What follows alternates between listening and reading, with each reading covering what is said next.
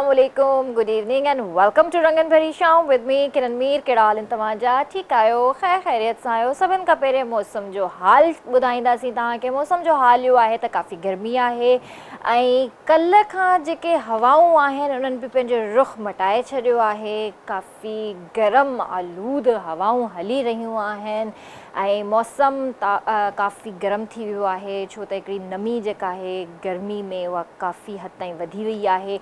वरी इहो ॿुधण में अचे थो 20-21 तारीख़ खां वठी जेको आहे बारिशुनि जो हिकिड़ो सिस्टम अची रहियो आहे, सिलसिलो स्टार्ट थी रहियो आहे। त अलाह साईं ख़ैरु करे, बारिशूं थियनि पर रहमत वारियूं बारिशूं थियनि। हींअर तव्हांखे पाण खे ख़बर आहे त जेके पंजाब में बारिशूं थियूं आहिनि ऐं केतिरो नुक़सानु थियो आहे, केॾो सैलाब अची रहियो आहे। ऐं कसूर में तव्हां पाण ॾिठो हूंदो त जेके बि दरिया जे पेट जे भरिसां जेके घर हुया तक़रीबन ॿुॾी विया आहिनि। कुझु परे वारा जेके पका घर हुया उहे सेफ़ आहिनि, पर नक़ल मकानी थी रही आहे। माण्हू पंहिंजनि जायुनि खे छॾे करे सेफ़ जायुनि ते पहुची रहिया आहिनि। उन्हनि जी माल मवेशी जेका आहे उन्हनि खे बि बचायो पियो थो वञे।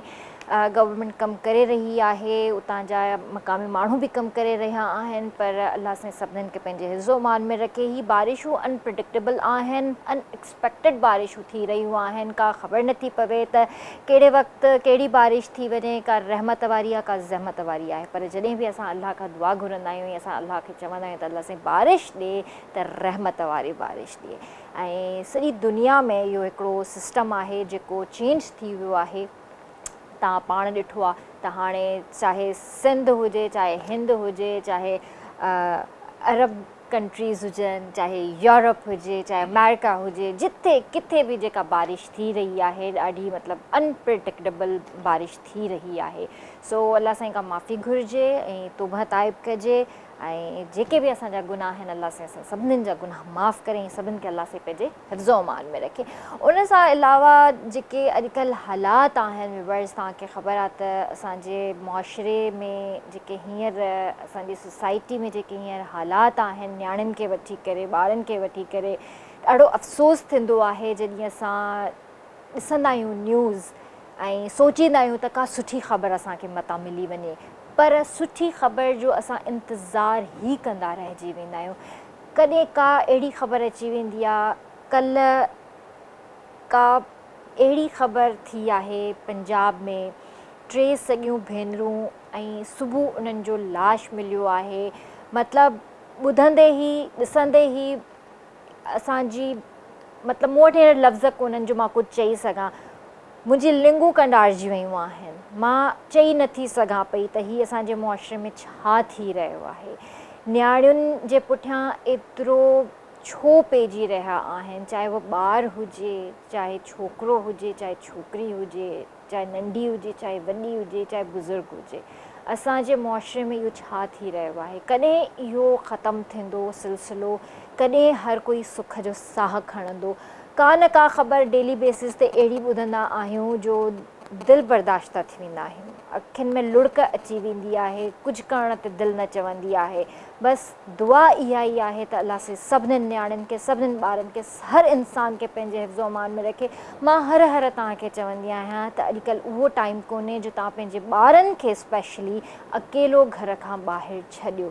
जॾहिं बि तव्हांजो ॿारु ॿाहिरि निकिरे थो त बराए महिरबानी मां तव्हांखे वरी रिक्वेस्ट थी कयां त उन सां गॾु कोई न कोई वॾो ज़रूरु हुजे, चाहे उनजी अमड़ हुजे उन सां गॾु, चाहे उनजो भाउ हुजे गॾु या उनजो बाबा हुजे, पर ॿारनि खे, नियाणियुनि खे स्पेशली ईअं अकेलो ॿाहिरि न छॾियो। अॼुकल्ह हालात उहे न आहिनि जो असां ॿारनि खे ईअं ई घर खां ॿाहिरि छॾे ॾियूं ऐं असां उन्हनि ते नज़र बि न रखूं। अॼुकल्ह ॾाढो ज़रूरी आहे त पंहिंजी नियाणियुनि ते, पंहिंजे ॿारनि ते स्पेशली नज़र रखिजे ऐं तमामु ज़रूरी आहे त तव्हां जेको आहे पंहिंजे ॿारनि खे नोटिस वठो त हू किथे आहिनि, कंहिंजे घर वेठा आहिनि, किथे खेॾी रहिया आहिनि या कहिड़ी जाइ ते हिन वक़्तु महफ़ूज़ आहिनि बि या न आहिनि।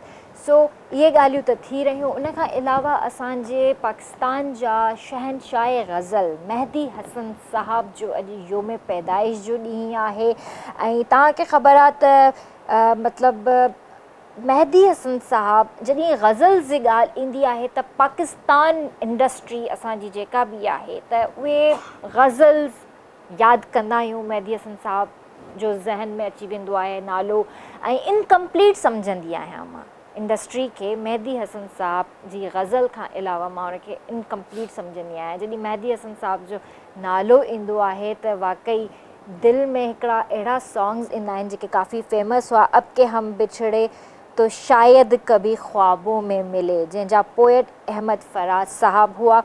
चलते हो तो चमन को चलिए, पोएट मीर तकी मीर साहब हुआ।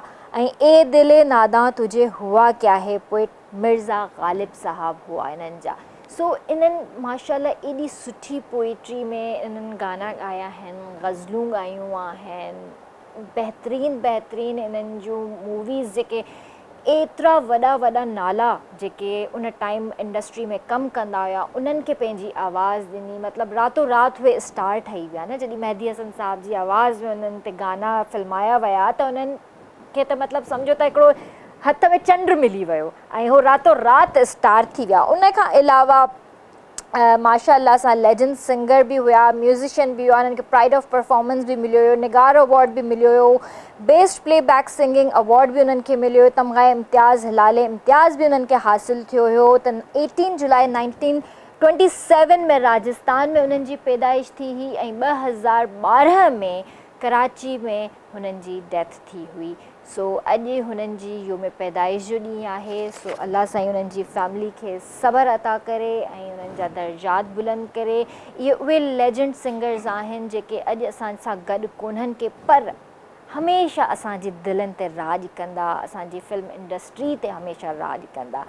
अॼु मूंखे हिकिड़ो ॿियो एज़ाज़ु हासिलु थियो आहे जो मुंहिंजे स्टूडियो में KTN जे स्टूडियो में रंगन भरी शाम जे सेट ते हिकु अहिड़ी प्यारी शख़्सियत मौजूदु आहे जंहिंजी सिर्फ़ु मां न पर हर हिकु इंसानु उन्हनि जो फ़ैन आहे।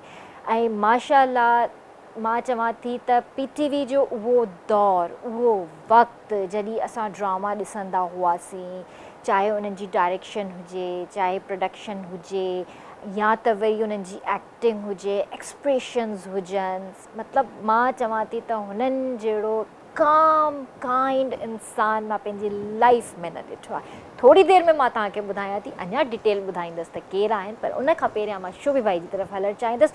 अॼु शोभी भाई जो ख़ैरु कोन्हे, अॼु उन्हनि जी थोरी जेको आहे लेग पुलिंग बि कंदासीं जो कल्ह ई ग़ैर हाज़िर है। अस्सलाम वालेकुम। अस्सलाम वालेकुम किरण, कैसे हैं शोभी भाई, आप ठीक हैं? शुक्र अल्हम्दुलिल्लाह, बहुत शुक्र है, मालिक का एहसान है, मौला का करम है।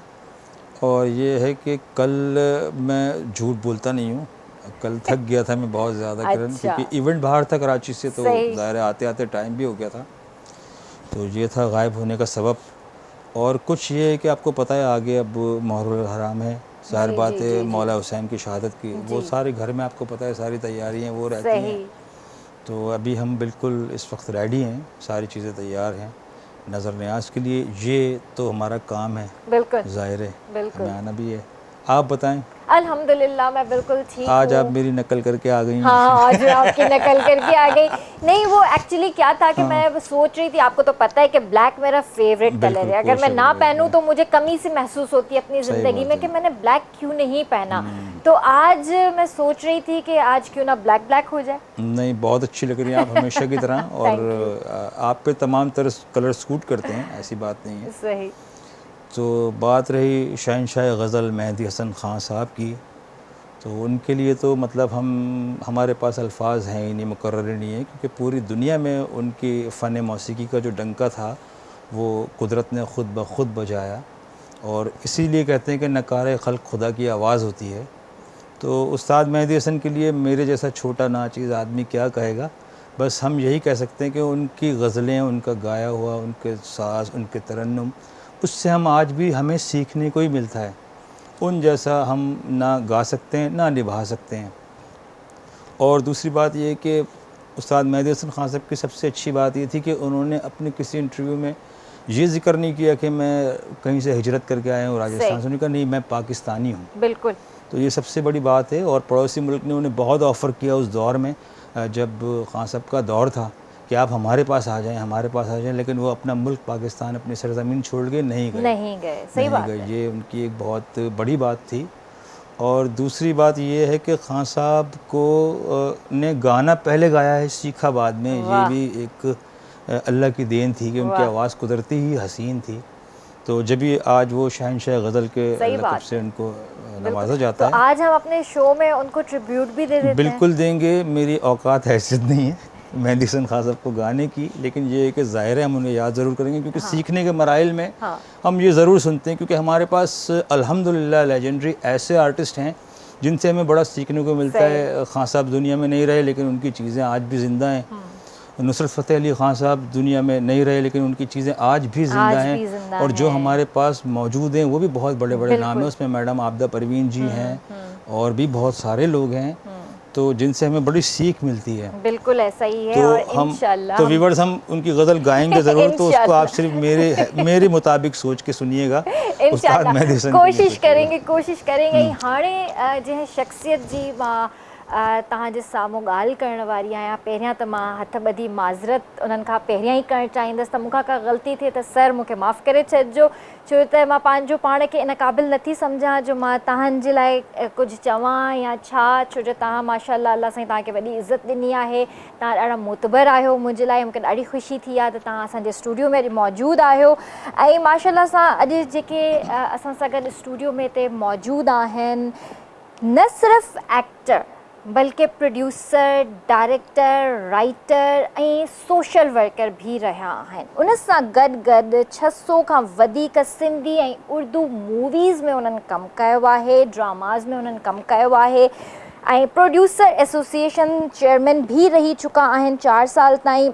ऐं उन खां अलावा ड्रामा करियर जो जेको आगाज़ हिननि कयो हुयो, चेश जो हिकिड़ो ड्रामो ईंदो हुयो, उन में हिननि एक्टिंग कई हुई। ऐं उन ज़माने में असां 50-50 भी हिकिड़ो ड्रामो ॾिसंदा हुआसीं, त मे बि मां ग़लति हुजां पर मूंखे करेक्ट करे वठिजो थोरी देरि में, त उन्हनि खां शायदि इंस्पायर थी करे इहो ड्रामो ठाहियो वियो हो, जंहिंमें हिननि सर हुन में एक्टिंग कई हुई। उन खां अलावा पाकिस्तान टेलीविज़न तव्हांखे ख़बर आहे त उन दौर में उरूज ते हूंदो हुयो। हिननि पंहिंजी ख़िदमात जेके उते पेश कयूं अॼु बि उहो उन्हनि सां मुंसलिक आहिनि। ऐं उन खां अलावा काफ़ी अरसो PTV खे हुननि ॾिनो आहे। सम्झो त सॼी लाइफ हिकिड़ी हुननि PTV खे ॾेई छॾी आहे। मूवीज़ सां गॾु गॾु जेको आहे मीडिया एक्सपर्ट बि आहिनि। ऐं उन खां अलावा हिननि काफ़ी सिंधी चैनल भी लॉन्च कराया आहिनि। एक्टर, सोशल वर्कर एज़ वेल एज़ सिंधी मतिलबु LLB भी कई आहे सिंध लॉ कॉलेज मां, ऐं कराची आर्ट्स काउंसिल में भी काफ़ी हद ताईं हुननि जी ख़िदमात रहियूं आहिनि। 1976 में एज़ अ एक्टर हुननि करियर स्टार्ट कयो हुयो पंहिंजो, ऐं 12 बुक्स जा राइटर भी आहिनि। सो मां तव्हांखे ॿुधायां थी, मुंहिंजे लाइ अॼु एज़ाज़ जो ॾींहुं आहे। मां पंहिंजी लाइफ जो अॼु गुड डे थी सम्झां पई त असांजे स्टूडियो में अॼु मौजूदु आहिनि real Pakistani living legend Syed यार मोहम्मद शाह साहब हिते मौजूदु आहिनि। सो उन्हनि खे भलीकार कंदासीं ऐं उन्हनि सां खोड़ सारी कचहरी कंदासीं। तव्हां बि असांजे प्रोग्राम में शामिलु थी सघो था, असांखे लाइव कॉल्स करे सघो था ऐं सर सां ॻाल्हाए सघो था। अस्सलाम वालेकुम सर, कहिड़ा हाल आहिनि तव्हांजा? वालेकुम सलाम बाबा, ख़ुशी थी तव्हां सां मिली, तव्हांजे हिन स्टूडियो में अची करे। वॾी महिरबानी सर। कुझु साल अॻे हिन स्टूडियो में आऊं केॾा रोज़ पढ़ी वियुसि। मुहर्रम जा महीना हुआ, मुहर्रम जा ॾियारा हुआ, तो हिते सिलसिलो इहो ई हूंदो हो।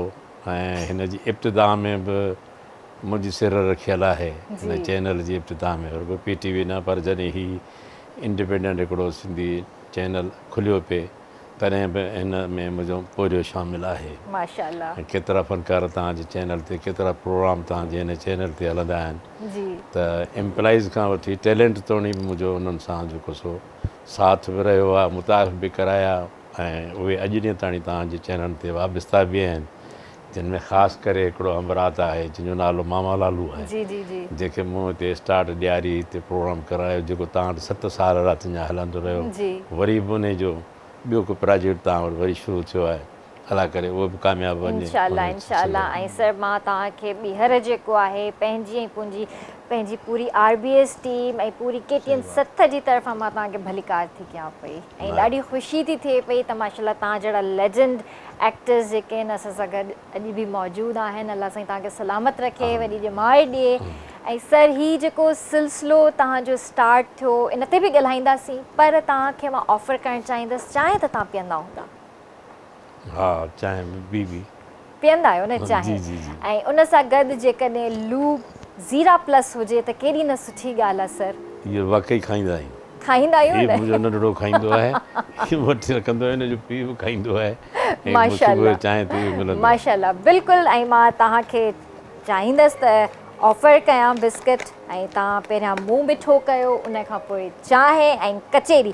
छो त असां जॾहिं कचेरी करणु वेहंदा आहियूं ऐं उन सां गॾु चांहि ऐं ज़ीरा प्लस न हुजे त अधूरोपन हिकिड़ो लॻंदो आहे ज़िंदगी में। हर चांहि का प्लस ज़ीरा प्लस, ऐं हिन जो जेको टेस्ट आहे खस्तो ऐं करारो आहे। तव्हांखे ख़बर आहे जॾहिं बि टी टाइम हूंदो आहे ज़ीरा प्लस जेसीं ताईं असांजी चांहि सां गॾु न हुजे त असांखे बिल्कुलु मज़ो न ईंदो आहे। हीउ डाइट में बि तव्हांखे कमु ईंदो आहे ऐं बुख में बि तव्हांखे कमु ईंदो आहे। जॾहिं तव्हांखे बुख लॻंदी आहे त तव्हां ज़ीरा प्लस खाईंदा आहियो त तव्हांजी बुख मिटिजी वेंदी आहे। सर मां चाहींदसि तव्हां वठूं था तव्हां खां, पर खाईंदासीं चांहि सां। चांहि बिल्कुलु बिल्कुलु, चांहि बि अची रही आहे। मां चाहींदसि त अली अहमद अचो, तव्हां चांहि सर्व कयो सर खे बि, ऐं जेको आहे तव्हां बि व्यूअर्स इंजॉय करे सघो था चांहि, ऐं उन सां गॾु गॾु ज़ीरा प्लस। सर खे बि पहिरियों तव्हां वठो लेडीज़। मैं तो कह रहा हूँ कि रोज़ाना ऐसा होना चाहिए, अहमद अली ज़ीरा प्लस फिक्स हो जाना सर चाहिए। खे हाँ भाई, मेरी रिक्वेस्ट है तमाम तर मौतबाना ज़ीरा प्लस खाएं और एंजॉय करें। मैं उठ नहीं सकती शोभी भाई, लेकिन चले मैं उठ जाती हूँ, कोई मसला नहीं, मैं उठ जाती हूँ। आप खा लें, आप पूरा पैकेट ही रखें अपने साथ। जी व्यूवर्स, तो कभी मुझे आप ना रिक्स बांटने वाला फरिश्ता हाँ। दिखना शुरू हो जाती है। सर ही मतलब हिकिड़ो वेलकम आहे तव्हांजे लाइ, न ऐं मूंखे रुॻो इहा ख़ुशी आहे त ही लाइव सुठो आहे, जी सर। वरना हिन खां अॻे पोइ रिज़र्व थी वेबो हो, न सर ऐं चांहि ऐं पाणी पीअण जे लाइ वक़्फ़ो ईंदो हो। त हाणे तव्हां कंटिन्यू करियो त इहा मूंखे ख़ुशी आहे त असां लाइवली शो कंदा आहियूं। ॾाढो ईअं लॻंदो आहे त असां पंहिंजे घर में ड्राइंग रूम में वेही करे असां कचहरी करे रहिया आहियूं। सर माशाल्लाह तव्हां एतिरो कमु कयो आहे, एतिरो कमु कयो आहे, जो इलाही शयूं आहिनि जेके माइंड में अची रहियूं आहिनि। पर इहो सिलसिलो स्टार्ट कीअं थियो? पहिरियां त मां शुरू खां शुरूआत करणु चाहींदसि। मां 64 में मैट्रिक पास कई। उन वक़्त में मुंहिंजो अंकल फिल्म इंडस्ट्रीअ में एज़ एन अदाकार एस गुल जे नाले सां मशहूरु हो, एज़ एन मौसीकार गुल हैदर जे नाले सां मशहूरु हो, ऐं एज़ ए मटियारनि जो सादात ऐं जामोट ख़ानदान जो फ़र्द हाजी फज़ल अली शाह जामोट जे नाले सां मशहूरु हो। पर उन वक़्त में टॉप जूं जेके फिल्मूं ठही रहियूं उन्हनि में तक़रीबन हू विलियन जो रोल कंदो हो, ऐं मुंहिंजी इंस्पायरेशन उहो ई आहे। मुंहिंजो घर में पंहिंजो एस गुल साहब। त मां 64 में मैट्रिक जो एग्ज़ाम ॾियण खां पोइ लाहौर वञी निकितोसि। सही। ऐं लाहौर आउं बिना कंहिं माइटनि जी परमिशन जे जीअं भॼी वञिबो आहे तीअं भॼी वञी वियुसि। पर चाचा जॾहिं वियुसि त हुन मूंखां पुछियो कीअं आहे, मूंखे चयो वेकेशन थी वई आहे, टूर ते आया आहियूं शागिर्दनि सां गॾु। पोइ मूंखे चयईं त भला ठीकु आहे, संदसि ड्राइवर हो उनखे चाचा साकी साहिबु मरहूम अदाकार तव्हां ॿुधो हुजे, ऐं उहो हो। ऐं ॿियो नाले वारो हिकिड़ो राइटर बि हो, अदाकार बि हो, सिंधी उर्दू फिल्मुनि जो हीरो, नींद फिल्म जो हीरो, उनजो नालो हो असद जाफ़री। सही। उहो चाचा जो पीउ हूंदो हो। पोइ उन्हनि ॿिन्ही खे चाचा पैसा बि ॾिना, गाॾी चाबी ॾिनी त हिनखे वञी घुमाए अचो। मां तारीख़ी मक़ामात ॾेखारियोसि, म्यूज़ियम्स वग़ैरह। हू ॿाहिरि निकिरी मूंखे पुछऊं केॾांहुं हलंदासीं, मुंहिंजो स्टूडियो लिखी छॾियो, शूटिंग ॾेखार। पोइ वठी हलिया मूंखे एवर्न्यू स्टूडियो, बारी स्टूडियो, शाहनूर, इन्हनि में स्टूडियो में हिकिड़े हंधि बारी में शायदि शूटिंग बि थी फिल्म बदनाम जी, जंहिंजो गानो बि रिकॉर्ड थियो, बड़े बे मुरवत हैं ये हुस्न वाले। त उते गाने ते विहारे मूं उते शूटिंग ॾिठी।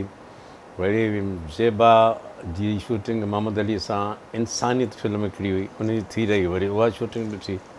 पोइ 3-4 शूटिंग ॾिसंदे ॾिसंदे हिकिड़ो कैसर जहांगीर हिकिड़ो डायरेक्टर हो, उन ज़माने में हिकिड़ी उल्फत जे नाले सां फिल्म पई ठाही। अच्छा। त उहो मूंसां अची गॾु वेठो ऐं चाचा जे करे मुंहिंजी तमामु घणी इज़त पियो करे, मूंसां रियाज़ पियो करे। ऐं मूंखे उते मालूम थियो त हिन जी फिल्म हले थी पई। हाणे आउं 64 आहियां, मुछ जी सावक अची मूंखे अची चुकी आहे, पर न को हीरो थो थी सघां, न को बचो थो थी सघां। पर ख़्वाहिश कंहिंजी मुहताज न हूंदी आहे, सो ख़्वाहिश में मूं चयोमांसि मुझे भी आप थोड़ा सा काम दिला दें। सही जी आपके अंकल मुझे कहेंगे तो मैं आपके लिए काम निकाल लूँगा। सही हाँ मां ज़हनी तरह तैयार थी चाचा अच तो कीअं चवां थो चाचा सां गॾु डाइनिंग टेबल ते लंच पिया करियूं फैमिली मेंबर्स सभु हलिया विया अंदरि पोइ मां आस्ते करे चाचा खे चयो चाचा तव्हांजो दोस्त आहे केसर जहांगीर फिल्म पियो ठाहे उल्फत हुन में हबीब ॿिया पिया आहिनि मूं हुनखे रिक्वेस्ट कई पर चयो तव्हां इजाज़त ॾियो चाचा खे पोइ पक ख़बर पइजी वई त छो आयो अलाह हुन मूंखे हिकिड़ो लेक्चर ख़ानदानी वॾे जी हैसियत में जेको ॾिनो उहो हुनजो हक़ु हो पर आउं नौजवान हुउसि ॿार हुउसि मूं हुनजे लेक्चर ते ॾाढो रंजीदो थी एतिरो रंजीदो थियुसि जो हुन चयो त बाबा ख़ानदान खे तुंहिंजी वजूद जी ज़रूरत आहे पहिरीं तूं वॾो थी हीअ थी असां हिन इंडस्ट्रीअ मां अञा कुझु को पिरायो कोन्हे नालो कढायो आहे ॿियो कुझु कोन्हे कमायो तोखे ज़िमेवारी आहे पर मूंखे शौक़ु हो त मुंहिंजो चाचा मूंखे नथो चांस ॾियारे थो चाचा वियो पंहिंजे कमरे में मां ओॾीमहिल बैग खईं ड्राइवर खे चयमि मूंखे रेलवे स्टेशन ते छॾिया मां गेट ते पहुती हीअं बंगले में निहारे मुंहिंजो चाचा हिकिड़े ॾींहुं तोखे मुंहिंजी ज़रूरत पवंदी ईअं चई आउं वियुसि हलियो ऐं उहा ज़रूरत चाचा खे 15 सालनि खां पोइ तॾहिं पई जॾहिं हिते चए चिटो बामे उरूज थियासीं तव्हां नालो सवेर वरितो पर आउं हुनखे चिटो करे हींअर ठीकु आहे न नालो चए चिटो मज़ा खाखनि जो प्रोग्राम नालो चए चिटो जेको 3 साल हलियो जंहिंजो हिकिड़ो शो मूं कयो हाला में जंहिंजो मखतूम तालिबुल मौला चीफ गेस्ट हो उते प्रोग्राम जो प्रोड्यूसर मंज़ूर कुरैशी हो जंहिं मूंखे मुतारिफ़ बि करायो उन उते ऐलान कयो त चए चिट जो ॿियो नालो सईद यार मोहम्मद शाह आहे जंहिं समय ख़ाका त ॾिना पर कॾहिं पंहिंजे नाले जी ख़्वाहिश न कई त 3 साल उहो असांजो प्रोग्राम असांजी पहचान एॾी बणिजी वियो सिंगल चैनल हो जो असां रोडनि ते हली न सघंदा आहियूं ऐं चाचा खे वरी हिते आयो फिल्म ठाहिणु हाज़ुर साईं सिंधीअ में त मूंखे ख़बर ई कान्हे इन गैप खे 15 साल थी विया हुआ त हिकु फंक्शन में असीं बीठा हुआसीं ऐं माण्हू असांखां ऑटोग्राफ पिया वठनि बीठा अचानक मूं ॾिसी वरितो त चाचा परियां बीठो आहे त मां सॼी टीम जेका चए चिटियारी उन्हनि सां गॾु वञी चाचा सां मिलियुसि पहिरीं मिलियुसि त चाचा मूंखे चयो बाबा तव्हांजो चए चिटो ॾाढो हिट आहे मां तव्हांजे प्रोग्राम सां पंहिंजी संगत खे वठी मूं वटि अचिजो सुभाणे मानी खाइजो ऐं कुझु साथियुनि खे वठी ॿिए ॾींहुं वियसि चाचा वटि मानी खाधियूं चाचा चयो मुंहिंजी फिल्म में कमु करियो हाज़ुर साईं पोइ अहिड़े नमूने सां चाचा जी ॿी फिल्म हुई सुहिणा साईं उन में सलाहुद्दीन तुनियो गफ़ार तबस्सुम इहे ॿई लीडिंग रोल हुआ बाक़ी नसरीन नाज़ ऐं गुलाब चांडियो मंज़ूर मुराद असां सभु उन मूंखे चाचा इंट्रोड्यूस करायो एज़ ए विलियन बि कॉमेडियन टाइप जो विलियन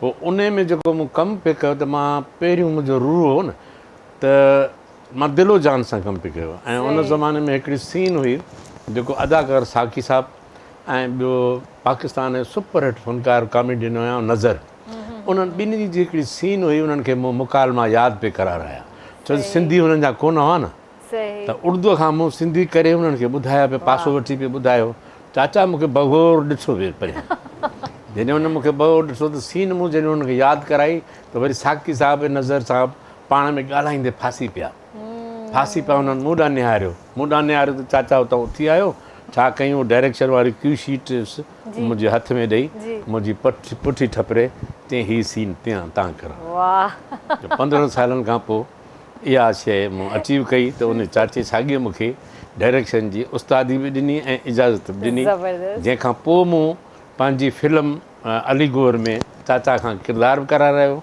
मिनिस्टर जो ऐं मूं संदसि फिल्म सुहिणा साईं में रोल ज़बरदस्त सर इन ॻाल्हि खे कंटिन्यू कंदासीं त कॉल बि वठंदासीं हेलो अस्सलाम वालेकुम वालेकुम सलाम कहिड़ा हाल दोस्त ठीकु आहे बिल्कुलु ठीकु ठाक केरु पियो ॻाल्हाए अनवर शाह पियो ॻाल्हायां हैदराबाद खां जी तव्हां यार मोहम्मद शाह सां ॻाल्हाइणो आहे जी ॻाल्हायो साईं अस्सलाम वालेकुम साईं वालेकुम सलाम सर इहो हिकिड़ो क्वेश्चन आहे त KTN जी शुरूआती दौर में तव्हांजा तमामु हिट ड्रामा हुया जीअं टकर हो या दर्दनि जो देश उन खां पोइ इलाही वक़्तु थियो आहे त KTN ऐं तव्हांजे विच में माना वॾो गैप नज़र आयो आहे को ड्रामो कोन आयो आहे ॿियो सवाल तव्हांखे इहो आहे सिंपली त जीअं तव्हीं उर्दू फिल्मुनि जा प्रोड्यूसर बि रहिया आहियो सिंधी फिल्म जा प्रोड्यूसर बि रहिया आहियो सॼी दुनिया में जेको आहे जेके मदर लैंग्वेज आहिनि उन्हनि जी फिल्मूं ठाहिनि थियूं हिते वञनि थियूं पंहिंजी सिंधी फिल्म जेका आहे उहा परे ताईं नज़र कोन थी अचे हालांकि पछतो पंजाबी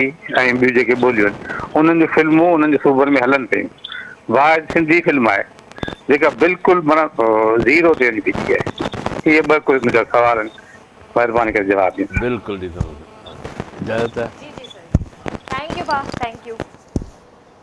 सुवाल नंबर इहो त KTN जो इब्तिदाई तव्हांखे कुझु पाण नाला यादि अची विया। मूंखे जेको नालो यादि बीठो गुनाहगार ड्रामो जेको KTN जी सुञाणप बणियो, उहो उन में असद जो ऐं मुंहिंजो लीड रोल हो ऐं उहा सीरियल तमामु हिट वई हुई। अञा ताईं माण्हुनि खे यादि आहे, मूंखे बि उन हवाले सां यादि आहे। बाक़ी ॿिया त KTN जा इलाही प्रोजेक्ट मूं कया, गुलण खान, फिल्मी दुनिया, टकोड़ा, ड्रामा, इहे सभु कुझु मूं कया। महरम जा प्रोग्राम, केॾारा घणेई प्रोग्राम।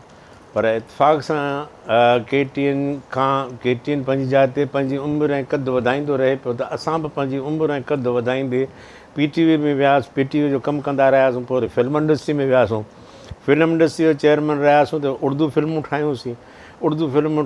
वरी उन खां अलावा ॿिया जेके बि गैप्स आया उन में अलाए फज़ल आहे हिते ॿी खेप अची वई, दोस्तनि जी, फ़नकारनि जी खेप अची वई। या जेके हिते जीअं मनान हो असां मुतारिफ़ करायो, त अञा ताईं KTN क़ाबू आहे न मनान वटि। त अहिड़े नमूने सां कई ॿिया बि दोस्त आहिनि असांजा जेके मुतारिफ़ कराए रहिया आहिनि, टेक्नीशियन आहिनि, उहे बि जेके वीचारा हिते अञा ताईं उहे कंट्रीब्यूट करे रहिया आहिनि, अञा ताईं उहे क़ाइमु आहिनि। पर गैप जेको पइजी वियो उन जा केतिरा बि रीज़न थी सघनि था, पर आउं इतराफ़ करियां थो त असांजे विच में इहो गैप रहियो आहे। जेको ई सिंधी चैनल मुंहिंजो पंहिंजो घरु आहिनि, मुंहिंजी पंहिंजी मिल्कियत आहिनि, असांजे पंहिंजे वतन जूं ख़ूबसूरत उहे असांजूं निमाइंदा आहिनि, जिन असांजी ॿोलीअ खे, असांजी सकाफ़त खे, उनखे ज़िंदा रखियो आहे। ऐं इहे ज़िंदा आहिनि, तॾहिं असीं दुनिया जे नक्शे ते सिंध कर खयों बीठी आहे। त हिननि चैनलनि ॿोलियुनि, हिननि जे चैनल जे ॿोलियुनि, ख़ासि करे KTN सिंधी माण्हुनि खे जेको घरनि मां कढियो, मेल प्रोग्राम कया, ॻोठनि में, शहरनि में वॾा प्रोग्राम वञी कया, उन में एतिरो इज्तमाउ थियो। जीअं भुटे साहिब जा जलसा थींदा हुआ न, तीअं KTN जे प्रोग्रामनि खे बि उहो ई रिस्पॉन्स मिलंदो, औरतूं, मर्द, ॿार। वरी मूंखे यादि आहे त हिन जी सीडियूं निकिरंदियूं हुयूं, त आउं उन रेम्बो में वञी उन कैसेट वारे वटि बीहंदो हुउसि, त कतार लॻी पई हूंदी, त हर को माण्हू पोइ चवंदो त मूंखे 4 गाना विझी ॾे, मूंखे मामा लालू जी 2 किस्तूं विझी ॾे। इहे ऑर्डर बुक लॻा पिया हूंदा। इहो KTN पंहिंजो भुटे खां पोइ जेकर सिंध में शोहरत मिली त सिर्फ़ु KTN खे मिली। ऐं KTN जो ई कंट्रीब्यूशन आहे, जंहिं अवेयरनेस में बि एतिरो ई कमु कयो आहे। ऐं हीअ जेके ॾिहाड़ा मल्हाया वञनि था, इन्हनि में बि इहो ई हिननि जो कंट्रीब्यूशन आहे। ऐं कल्चर खे, सिंध जे प्रॉब्लम्स खे, सिंध जे मैटर खे, सिंध जे हीरोज़ खे हाईलाइट करण में अॼु ॾींहं ताणी पंहिंजो रोल पिया लिखनि पिया। असां हिननि खे जस्ट चवंदासीं। बाक़ी हाणे वारो आहे उहो क़िस्मत सां ऐं ख़ुदा जी तरफ़ां लिखियलु। जॾहिं जिते दाणो पाणी ऐं जिते लिखियलु हूंदो आहे तॾहिं ईंदो। वरी बि जेकॾहिं हीअ मुंहिंजा पंहिंजा आहिनि, जॾहिं कॾहिं मोहबत सां ई बचा आहिनि, मुंहिंजा अतर वारा मुंहिंजा बचा आहिनि, नंढा हुआ तॾहिं जॾहिं हिते आया। हिननि जो वाल साहिबु मुंहिंजो भाउरनि वांगुरु आहे। इन्हनि सभिनी जॾहिं असांखे इज़त मोहबत ॾिनी पई, असीं गॾु हुआसीं। वरी बि जेकॾहिं हिननि खे असांजी ज़रूरत पई, हिननि खां असीं परे न हूंदासीं। चैनल असांजा पंहिंजा आहिनि, जो त जंहिंमें असांजो रूह शामिलु हुजे, खून पसीनो शामिलु हुजे, त उनखे असीं परे नथा थी सघूं। बाक़ी रहियो सुवालु साईं जो सिंधी फिल्म ठाहिण जो, त मूं पंहिंजे तरफ़ां त सिंधी फिल्मूं 3-4 ठाहियूं ऐं फिल्म इंडस्ट्री जो चेयरमैन बि रहियुसि। ऐं सिंधी फिल्मुनि जे लाइ ॾाढी जाखोड़ मूं कराए रही। पर हुकूमत जी सरपरस्ती आहे ई कान्हे का जेका, या सिंधी सरमाएकार जी सरपरस्ती कान्हे का। बिज़नेसमैन जेके ॿियनि में पैसा कमाइनि पिया, हालांकि शो बिज़ हर नफ़्स ते छाइल आहे, हर घर में छाइल आहे।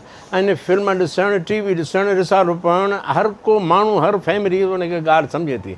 पर सिंधी मीडिया में अची ॿियनि बिज़नेस वांगुरु पैसो लॻाइणु ऐं उन मां रिटर्न हासिलु करणु, ऐं उहा उन ते एक्सपीरियंस करण लाइ को केरु माण्हू तयारु न आहे। ॿिया यानी ग़ैर मुतअल्लिक़ा माण्हू हिन फील्ड मां इन करे नथा अचनि, जो हिकिड़ो हू मुनाफ़िक़त वांगुरु हिनखे सुठो बि सम्झनि था ऐं ख़राबु बि सम्झनि था। पंहिंजो औलाद खे चवंदा त परे रहियो।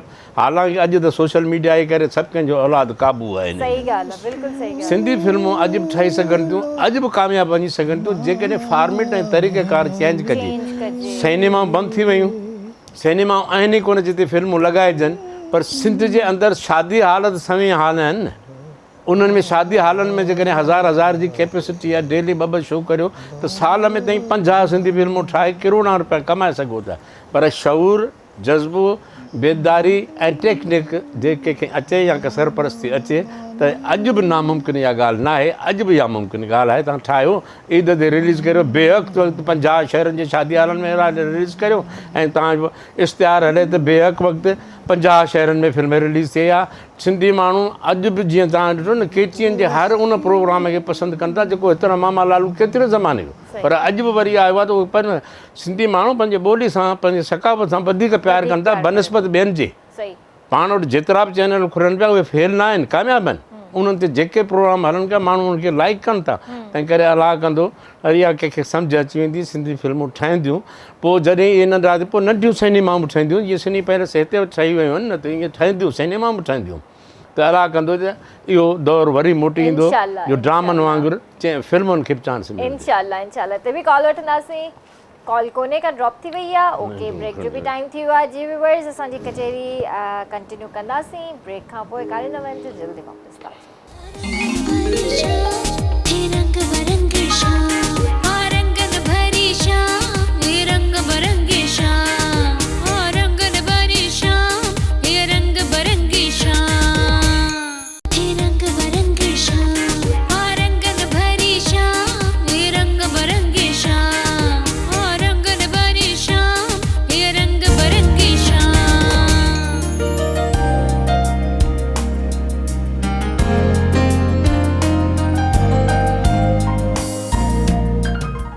तव्हांखे भलेकार कंदासीं रंगनि भरी शाम में। तव्हां बि असांजे प्रोग्राम में शामिल थी सघो था, असांखे कॉल करे सघो था। ऐं जिन जिन हाणे चैनल ऑन कयो आहे त मां तव्हांखे ॿुधायां त सैयद यार मोहम्मद शाह साहब असां सां गॾु स्टूडियो में मौजूदु आहिनि। ऐं उन्हनि जे भर में जेको हिकिड़ो नंढड़ो ॿारड़ो वेठल आहे उहो सर जो पोटो आहे माशाअल्लाह सां। सैयद हसन कुमेल शाह इन्हनि जो नालो आहे। सो हींअर जेको आहे असां सैयद हसन कुमेल सां बि ॻाल्हाईंदासीं, थोरी उन्हनि सां बि कचहरी कंदासीं। अस्सलाम वालेकुम। वालेकुम सलाम। कीअं आहियो तव्हां? ठीकु आहियो? हाँ। तबियत ठीकु आहे तव्हांजी? कीअं पियो लॻे तव्हांखे अॼु हिते अची करे? इलाही सुठो। इलाही सुठो पियो लॻे।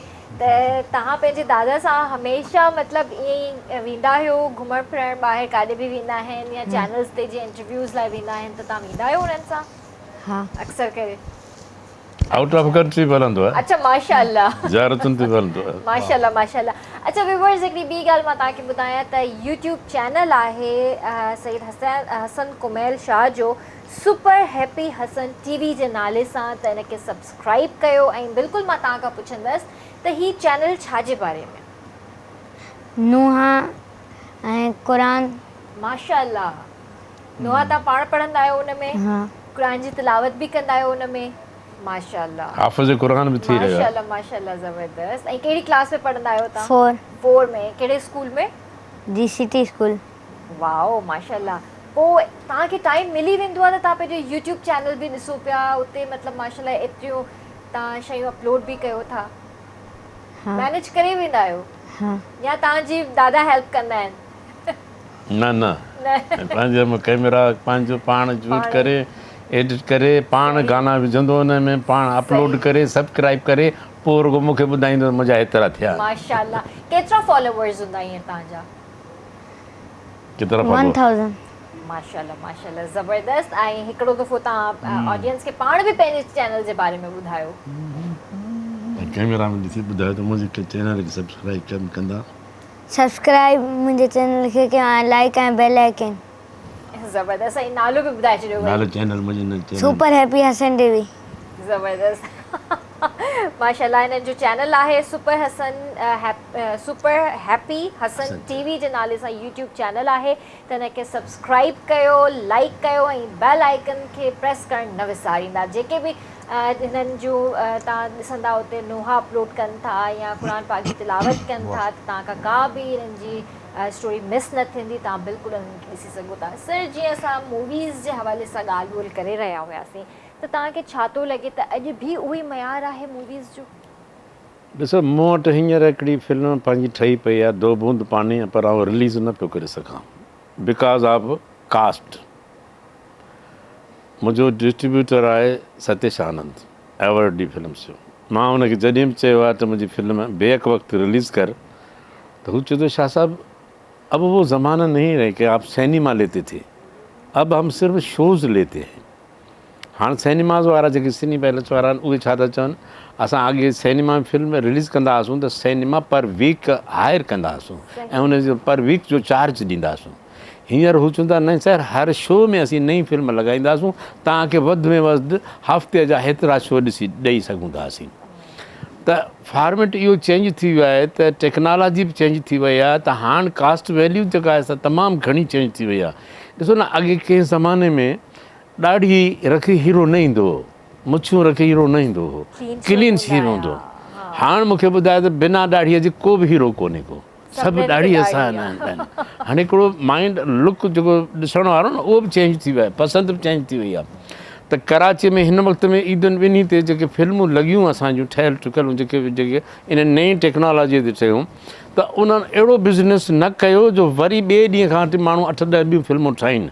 मूंखे सतीश साहब फ़ोन कयो चई छा साहिबु आऊं 9 फिल्मूं रखियो वेठो आहियां, हुन वीचारे शायदि 2-3 फिल्मूं लॻायूं मज़ो न आयो हुनखे।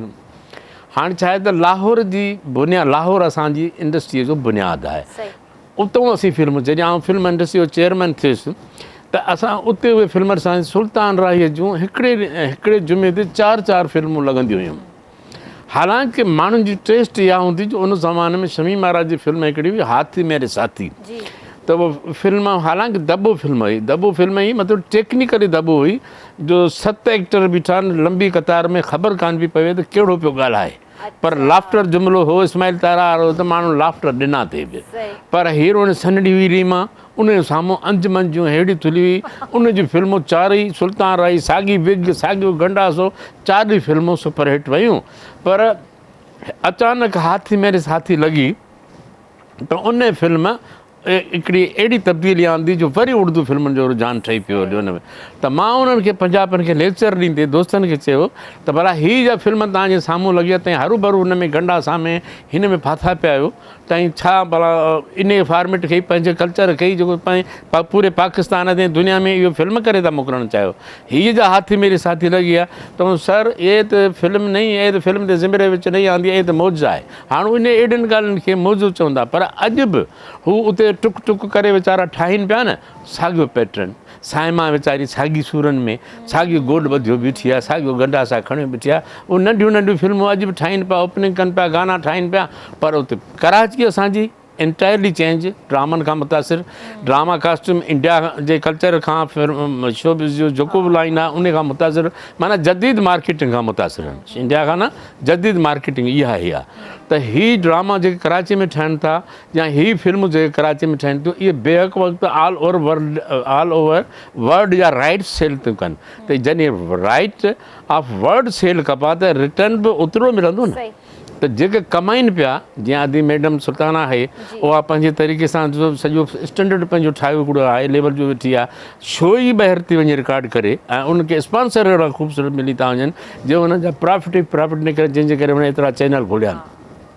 पर असांजे लाहौर इंडस्ट्रीअ में असांजे बक़िया मुल्क जे ॿियनि में कारोबारी ज़हनियत में इहा मॉडिफिकेशन आई कान्हे का, उहे एक्सेप्ट ई नथा कनि हुनखे, हुन दुनिया खे अञा एक्सेप्ट ई न। लाहौर में अॼु बि मां हुननि सां दोस्त आहिनि मुंहिंजा, रोज़ु राब्तो आहे मुंहिंजे टेलीफोन ते, पर हुननि वटि इहा शइ न आहे, हीअ लैक ऑफ एजुकेशन आहे। हुननि हिकिड़ो टेक्निक नई जॻह टेक्नीशियन ऐं जेका इक्विपमेंट सिस्टम हणो आहे उनखे एक्सेप्ट करणु कोन करे, पर हुनजा ट्रेनिंग वरितल माण्हू ई कोन्हनि जेको हलाइनि न ऑपरेट कनि। कराची में हर शइ कमर्शियल्स सुठा ठहंदे मार्केटिंग वारा माण्हू जा ऐं आदि वारनि जा हिननि जा चैनल सुठा थींदे उन्हनि टेक्नीशियन सुठा हूंदा आहिनि, इक्विपमेंट सुठा हूंदा आहिनि, अहिड़ा ड्रामा पिया ठाहिनि जिन मां ड्रामनि मां फिल्म कढियो, यानी बिन रोए आदि सुल्ताना जी यकदमि उन अहिड़ो स्टैंडर्ड हो। हाणे रिसेंटली बि मूं शायदि हिकिड़ो प्रोमो ॾिठो आहे हुनजो, त हुन में गाना वाना एतिरा आई आहिनि त इहो ग्लैमर वर्ड जेका आहे असां कराचीअ में आहे। हाणे उहा कराची वारी ग्लैमर वर्ड लाहौर में शिफ्ट नथी थी सघे, तंहिं करे कराची जो ड्रामो ऐं कराची जी फिल्म ज़रूरु कामयाबु थी सघे थी, पर मुल्की सतह ते न, बैन अल-अक़वामी सतह ते। मुल्की सतह ते पंजाब में पंजाबी हलंदी, सिंध में सिंधी हलंदी, पेशावर में वञो उते अॼु बि सिनेमानि में लोकल मेड फिल्मूं जेके ठहनि पियूं उहे सिनेमा में हलनि पियूं। सराइकी बेल्ट में वञो, सराइकी तव्हांजो इहे वीडियो ते फिल्मूं ठाहे सिनेमा में हलाइनि पिया, पर स्टैंडर्ड ऑफ मूवी जेको आहे सो कराची जे हाई लेवल जी असांजी जेंट्री ठाहे बि थी, उनजी मार्केटिंग खाए बि थी, उनजा स्टार, उनजा चैनल ऐं ॿाहिरि मुल्क में उनजी रिस्पॉन्स मिले थो, रिसाला हे हू ग्लैमर कपिड़ा ड्रेसूं व्रेसूं उन्हनि जे तरफ़ां जेको मॉडर्न आहे सा कामयाबु आहे, सा थी सघे थी। पर जेकॾहिं असां बि जीअं लगान ठही इंडिया बि फिल्म त असांजो प्योर कल्चर आहे। हाणे हू गिली ॾकर वारी रांदि रहण वारा माण्हू असां वटि त मल गिली ॾकर सां असांजूं इलाही शयूं ख़ूबसूरत आहिनि, पर उनखे जदीद टेक्नोलॉजी जे ज़रिए प्रेज़ेंटेशन कजे ऐं जदीद फॉर्मेट खणी अचे, उन में सेंसिटिव सब्जेक्ट विझजनि त इहा साॻी फिल्म बैन अल-अक़वामी फिल्म ॼटनि जी ठाहियल सिंधी फिल्म बैन अल-अक़वामी शोहरत माणे सघे थी, पैसो बि कमाए सघे थी। वाकई हक़ीक़त ॻाल्हि आहे। ऐं जेकॾहिं थोरो असां अञा बि ध्यानु ॾियूं पंहिंजी फिल्म इंडस्ट्री ते त असां घणो कुझु करे सघूं था। अॼु माशाल्लाह असां सां गॾु एॾा सीनियर आर्टिस्ट वेठा आहिनि जो मूंखे पाण खे बि थोरो संभाले ॻाल्हाइणो थो पवे पियो, ऐं मोस्ट एक्सपीरियंस्ड मां हिननि खे चवां थी त हिननि खे एॾो तजुर्बो आहे माशाल्लाह सां जो शायदि कंहिंखे हुजेसि। आपकी शोभी भाई फर्स्ट मुलाकात है सर से, बिल्कुल कैसा लग रहा है फिर आपको? पाकिस्तान पीटीवी से वैसे ताल्लुक़ है मेरी फैमिली का, तो सर का नाम ज़रूर सुना हुआ था, आज मुलाकात भी है और मेरी बड़ी रिक्वेस्ट भी है इनसे, जो शो के बाद मैं ज़रूर करूँगा। और ये है कि बहुत अच्छा लगा क्योंकि एक एक्सपीरियंस्ड आदमी जिसने ज़िंदगी गुजारी हो मीडिया में, किरण, हम उसके लिए वही वाली बात हम क्या कहेंगे।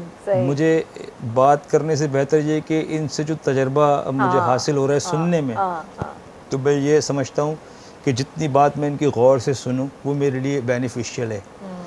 तो बड़ा अच्छा लग रहा है, इसमें कोई शक नहीं। अपने सीनियर्स के साथ हमेशा अच्छा ही लगता है किरण। सही बात ये है। हमारे लिए तो सबसे अच्छी बात ये हो जाती है कि हमारे सीनियर्स जो हैं हमारे साथ बैठे हुए हों और हम उनकी बातें सुने, उनसे गुफ्तगू करें, तो ये बहुत अच्छा लगता है। और बिलीव मी सर, मां अगेन जेको आहे ॾाढी मतिलबु पंहिंजो पाण खे ख़ुशकिस्मत थी सम्झां पई जो तव्हां अॼु मुंहिंजे शो में हिते वेठल आहियो।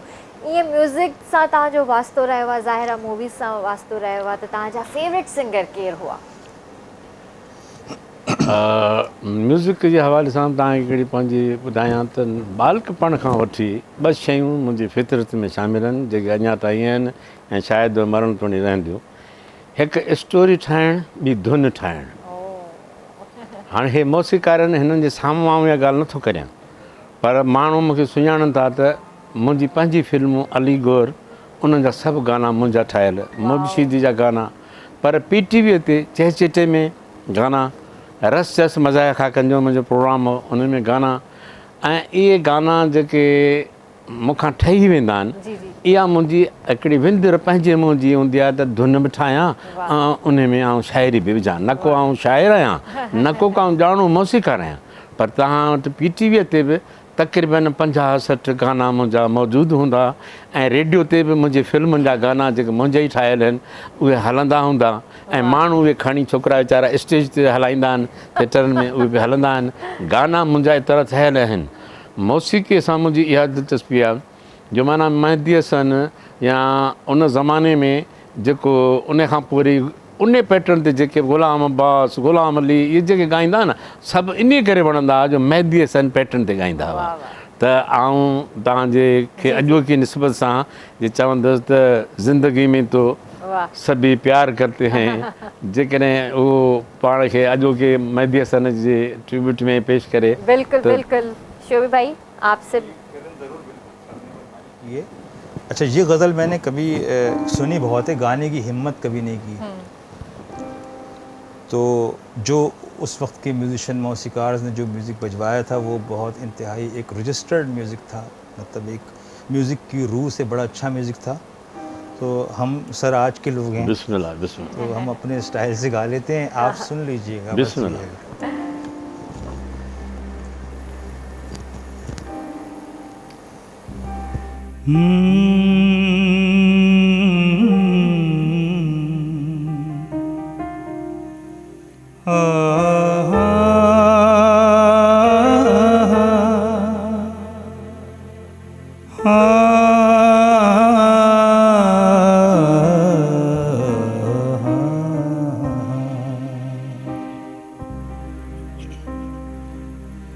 जिंदगी में तो सभी प्यार किया करते हैं, मैं तो मर कर भी मेरी जान तुम्हें चाहूँगा, जिंदगी में तो सभी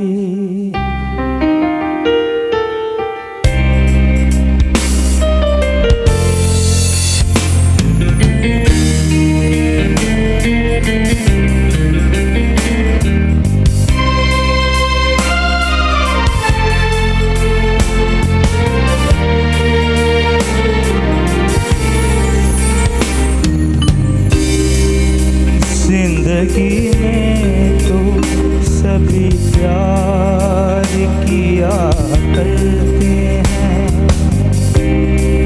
मैं तो मर कर भी मेरी जान तुम्हें चाहूँगा, जिंदगी में तो सभी प्यार किया करते हैं।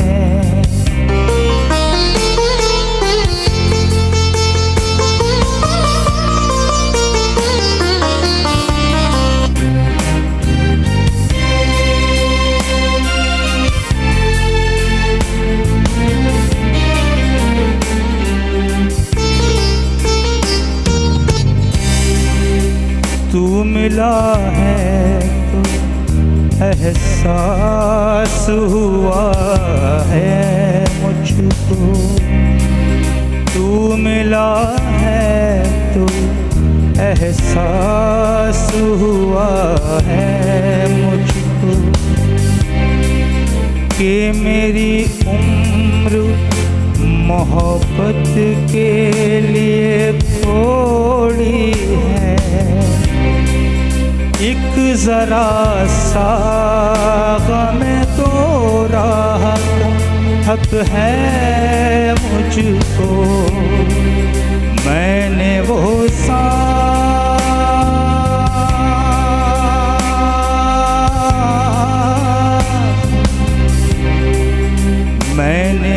सांस भी तेरे लिए रख छोड़ी है, प्यार का बन के निगहबान तुझे चाहूँगा, मैं तो मर कर भी मेरी जान तुम्हें चाहूँगा, जिंदगी में तो सभी प्यार किया करते हैं, जिंदगी में।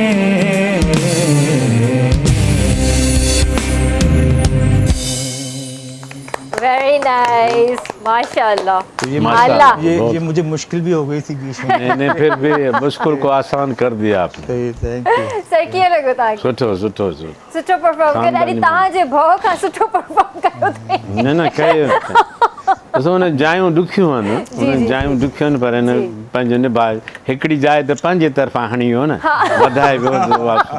वो मैं नहीं वो आपने अपनी तरफ से जो किया ना वो भी अच्छा ही लगा ना, एडिशन लगी।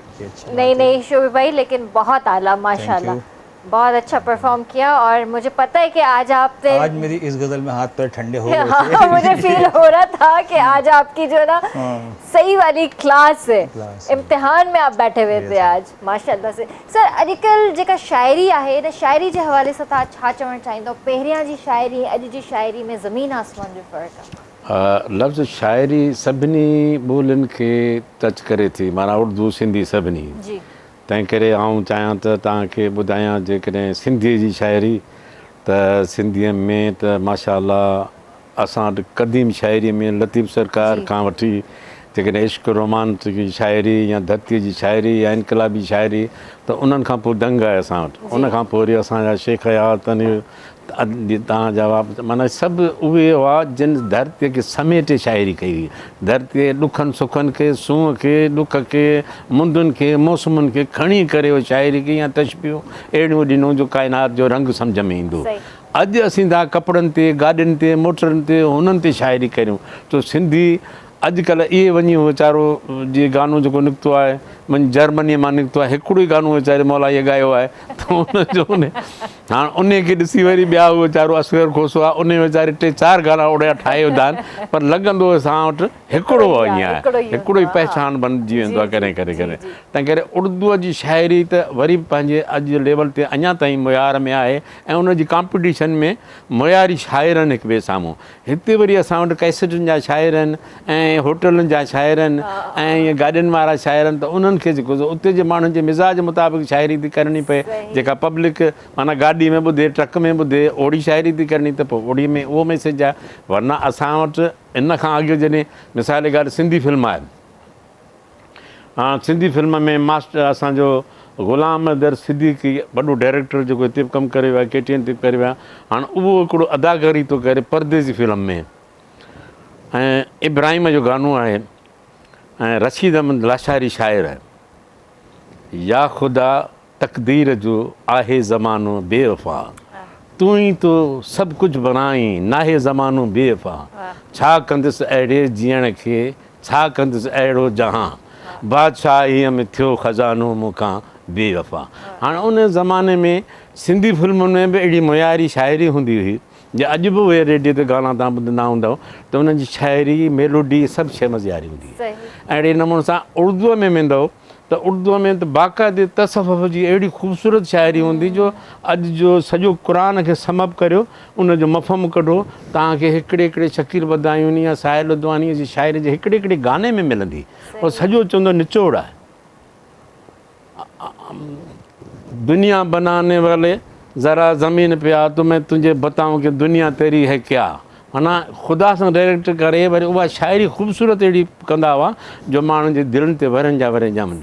बाक़ी हींअर क्लासिस में शाइरी विरहियल आहे, त जीअं असांजे ॿाहिरां जी शाइरीअ जो अंदाज़ पंहिंजो आहे, शहरी महफ़िलुनि जो अंदाज़ पंहिंजो आहे। कराची में असां वटि आर्ट्स काउंसिल में ॾिसो केतिरा सुठा मुशाइरा थियनि था, बैनुल अक़वामी मुशाइरा थियनि था, उन में शोरा अचनि था, त उन लेवल जी शाइरी थिए थी, पर जंहिं रंग में दुनिया हले पई उन रंग में जेका घुरबल शइ आहे जिते बि इंसान खे उहा ई मिले थी। अॼुकल्ह जे हिसाब सां मतिलबु जीअं असांजी सोसाइटी आहे, जीअं रंग ढंग आहे, त उन हिसाब सां जेका शाइरी आहे उहा हिट थी वञे पई, हली थी वञे। हिकिड़ो त आउं तव्हांखे वाक़ियो थो ॿुधायां, आला करे मतिलबु सेंसर जे पॉलिसी में न, पर लाइव मां सिंगार अली सलीम मशहूरु सिंगर आहे, पर उनजो उस्ताद हो ख़ान साहब अमानत अली ख़ान। हीअ अमानत अली ख़ान न, बड़े ग़ुलाम अली ख़ान जो साईं असांजो पीर मुर्शिद साईं पीर हाजी मोहम्मद ज़मान शाह, वॾो नाले वारो बैकग्राउंड आहे, वॾा ख़ान साहब, बड़े ग़ुलाम अली, छोटे ग़ुलाम अली, मैडम आबदा परवीन गुडूअ जे नाले सां उते रही ऐं उते राग सिखी ऐं उतां निकिती, ऐं अॼु बि उन दरगाह जी मुरीदियाणी बि सॾाईंदी आहे पाण खे, उन हवाले सां सॾींदी आहे। हाणे उते जेको पंहिंजो अमानत अली ख़ान वेठो हूंदो जंहिंखां आबदा परवीन पई सिखंदी। हाणे मूंखे हिकिड़ो प्रोग्राम हो, ऐं फैमिली प्लानिंग में हुउसि, 300-400 छोकिरियूं वेठियूं हुयूं, उहो आहे प्रोग्राम हो। हाणे मूंखे चयो वियो त साईं को सिंगर विंगर कयां, मां वरी ख़ान साहब खां सिखंदो हुउसि राग रगड़ी उन ज़माने में, त अमानत अली ख़ान खे वठी आयुसि सिंगार अली सारी में पोइ, ऐं अलाह दिता तबले ते उहो हाणे एॾी लेवल जा फनकार वठी आयुसि। हुननि जेको अमानत अली ख़ान शुरू कयो राग न, त हू क्लासिकल वारो त माण्हू पंहिंजे स्टाइल में राग तयारु करे पोइ शुरू कयो, हुनजो माना सिलो हुते कईं, त हुननि मूंखे फरमाइश कई, बाबा हीअ छा थो करी, इहो पलटा बल्टा असांखे न करणु, गानो को ॿुधाए, गज़ल को ॿुधाए।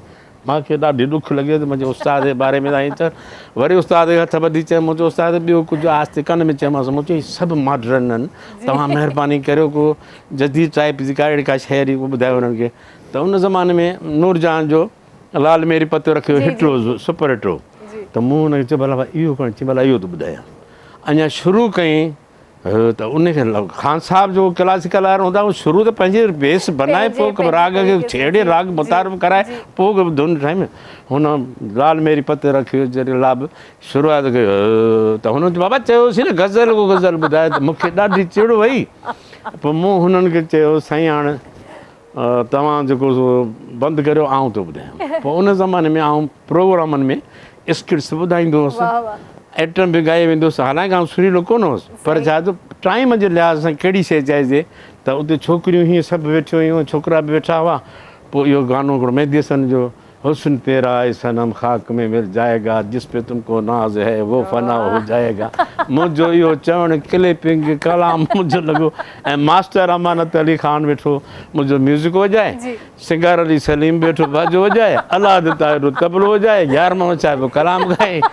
इहो उन ज़बरदस्त है। पर छो त महफ़िल जो माहौल इहो हो न। सही हाणे इहो जिते जनरेशन तव्हांजी वेठल हुजे ऐं उते जेकॾहिं क्लासिकल वारो राग छेड़ींदो न त अधु कलाक त उन में गुज़री वेंदो। सर पर अॼुकल्ह इलाही यंग जनरेशन आहे जेका इन राग खे बि पसंदि करे थी। न उन तरीक़ो वारदात चेंज थी वई आहे। हा इहो बि आहे, वारदात चेंज थी वई आहे, उन में विच विच में हणिजे थी ऐं आलाप में सुर जेको अचे चेंज आहे। ईअं त ॾिसो न इंडिया में इंडियन आइडल में अॼुकल्ह ॿार छा पिया ॻाइनि, छा किथे था वञी ॿुधनि। ईअं असां वटि बि अहिड़ो प्रोग्राम शुरू थियनि जंहिंमें ॻोठनि मां माण्हू अॻे बि इलाही टैलेंट आहे असांजी सिंध में, पूरे पाकिस्तान में असां वटि ॾाढो टैलेंट आहे। पर प्रॉब्लम इहो आहे त असां वटि उहे प्लेटफॉर्म कोन्हनि, असां वटि उहे रियलिटी शोज़ कोन्हनि के जो असां टैलेंट हंट कयूं ऐं पंहिंजे ॿारनि खे उहो मुस्तक़बिल ॾेई सघूं। पर सर इहा ॻाल्हि त कंटिन्यू कंदासीं, पर मां तव्हांखे रिक्वेस्ट कंदसि माज़रत साहब थोरो गुनगुनायो। गुनगुनाए ॿुधायां ऐं या पंहिंजो गानो ॿुधायां पंहिंजो। सर जेको तव्हांखे दिलि चवे। मूं पंहिंजे फिल्म अली गोर में हिकिड़ो धुन ठाही हुई। जी जी हिन ते माइक ते ॻाइणो। जी जी सर माइक ऑन करे ॾे। मूं पंहिंजी हिकिड़ी फिल्म अली गोर में हिकिड़ी धुन ठाही हुई ऐं उहा मूं कंहिं इंस्ट्रूमेंट इंडिया जे कंहिं गाने जे इंस्ट्रूमेंट तां नक़ल कई हुई। सही मास्टर बि वेठो आहे पर तव्हांजी ॿुधल न हूंदी, पर आऊं उहो मशहूरु आहे मुंहिंजो हुमेर चनाए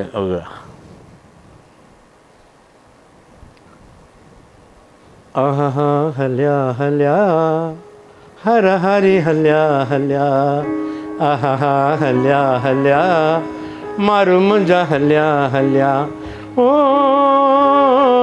सिंधड़ी तुंहिंजा साॻी जोटे हर हलिया आहा हलिया हलिया हर हरी हलिया हलिया आहा हलिया हलिया मारू मुंहिंजा हलिया हलिया चंड तूं चकोर तूं चंड तूं चकोर तूं सिंधड़ीअ जो आहीं मोर तूं हो आहीं मोर तूं हथड़ा ॿधी अर्ज़ करियां कर को गौर तूं हो कर को गौर तूं हो तुंहिंजे दम सां धरतीअ सोना संग जलिया आहा हलिया हलिया हर हरी हलिया हलिया आहा हलिया हलिया मारू मुंहिंजा हलिया हलिया। Very nice. हाणे वरी ॿुधायां थो त मूं खयो छा था, इहो ॿुधायां थो। अभी उस्ताद सुना रहा हूँ मैं। मैंने मास्टर गुलाम अली से ये गाना करवाया और मैंने उनसे ही पूछा कि आप बता दो ये मैंने कहाँ से लिया है। तो वो करीब करीब थे, राग के करीब करीब थे। तो मैंने कहाँ से लिया, दुख भरे दिन भी तेरे भैया, दुख भरे दिन भी तेरे भैया, अब सुख आयो रे, रंग जीवन में नया लायो रे। होए होए होए दुख भरे दिन भी तेरे भैया।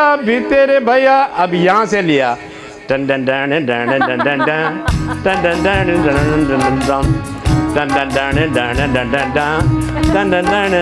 टन टन आहा हलिया हलिया हर हरी हलिया हलिया।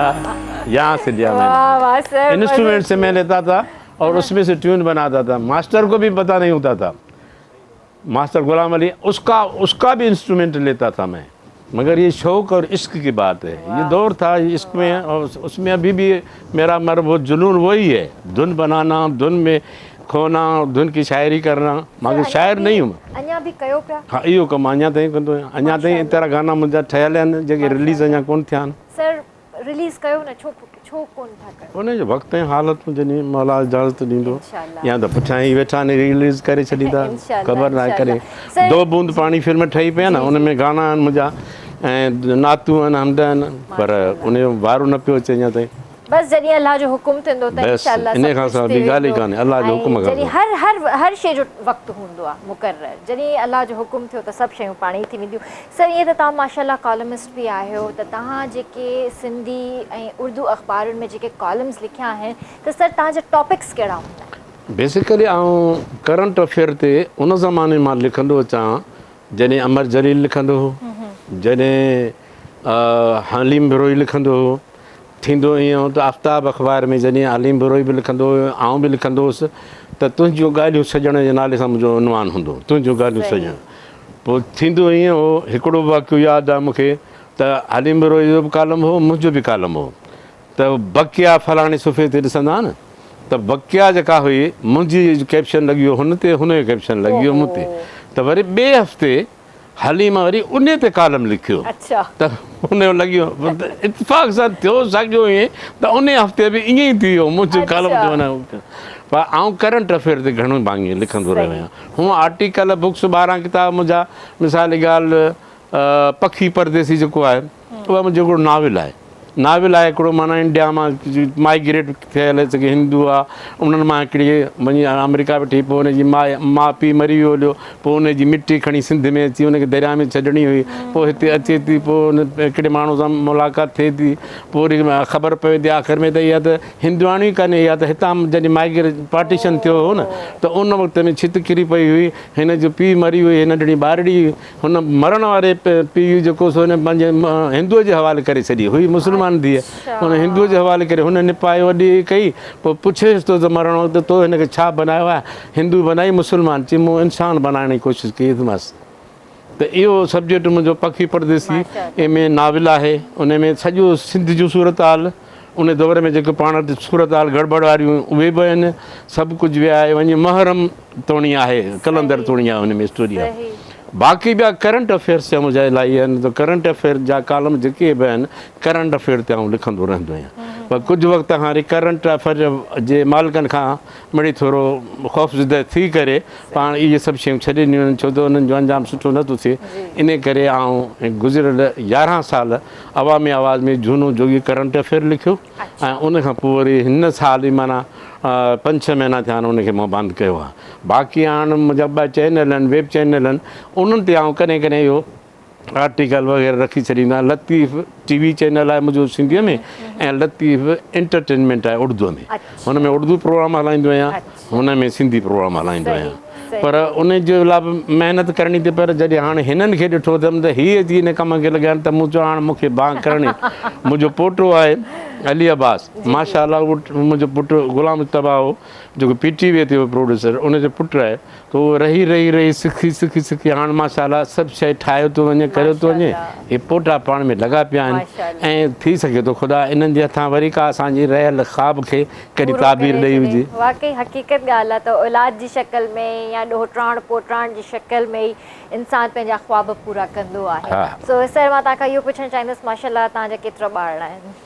मुंहिंजो 2 नियाणियूं, 2 पुटड़ा। माशाअल्लाह 2 पुटड़ा जेके आहिनि से उन्हनि खे 2 परिणियल आहिनि, नियाणियूं परिणियल, ऐं नियाणियुनि खे सिर्फ़ु नियाणियूं आहिनि, ऐं पुटड़नि खे पुटड़ा बि आहिनि। माशाअल्लाह। ऐं नंढो पुटु अथमि हमारी यासिर शाह लेबर में आहे, ऐं उनखे 3 पुट आहिनि, ऐं अली ग़ुलाम मुस्तफ़ा शाह उनखे 2 पुट, हिकिड़ी नियाणी आहे, हिकिड़ो अलाह खे प्यारो थी वियो पुटड़ो, ऐं अलाह जो फज़ुल आहे पंहिंजे बचनि सां ख़ुशि आहियां। घणे भाङे मुंहिंजो हिननि जी ड्यूटीअ में ई वक़्तु थो गुज़रे, अलाह साईं मुंहिंजे शौक़नि खे ख़तमु करे हिननि सां मूंखे वाबस्ता करे, हिननि जी ज़रूरतूं, हिननि जूं ड्यूटियूं, पोइ हिननि जा माइट बेपरवाह आहिनि, उहे पंहिंजी अञा ताईं जुआणी पिया हलाइनि, ऐं मूंखे हिननि जो सॼो कमु करिणो थो पए। अहिड़े साॻिए वक़्तु ज़मीनदारीअ जो तालुक़ु आहे, उहा बि फ़ोन ते या घुर्बल ज़रूरतूं पूरियूं करे थो ॾियां, जेसि ताईं अलाह साईं मूंखां कमु वठे पियो। मां हींअर 75 जो आहियां, 76 जो सम्झ आहियां, हलां पियो। बाक़ी ख़बर न आहे घणो टाइम वठिणो आहे, कहिड़ो कमु वठिणो आहे। त ज़ियारतूं करणु, हर साल वञणु, इहा मुंहिंजी हमेशह 14 मास मुंहिंजी ज़ियारतूं करणु, इहो मुंहिंजो हमेशह गुज़िरियल 10 सालनि खां इहो मुंहिंजो शुभ रहे तंहिंमें हीअ भई ॿारड़ा मूंसां गॾु हलंदा माशाल्लाह हाणे वरी करोना खां पोइ जेको वञणु कोन थियो आहे वरी नियत आहे मौला घुराईंदो त इंशाअल्लाह ताला वरी वेंदा इंशाअल्लाह सर इंशाअल्लाह ऐं हिकिड़ी कॉल बि वठंदासीं हेलो अस्सलाम वालेकुम ड्रॉप थी वई आहे ओके भला ब्रेक वठी था वठूं जी व्यूअर्स कचहरी कंदासीं पर ब्रेक खां पोइ तेसीं ताईं असां सां गॾु रहिजो वरी मिलूं था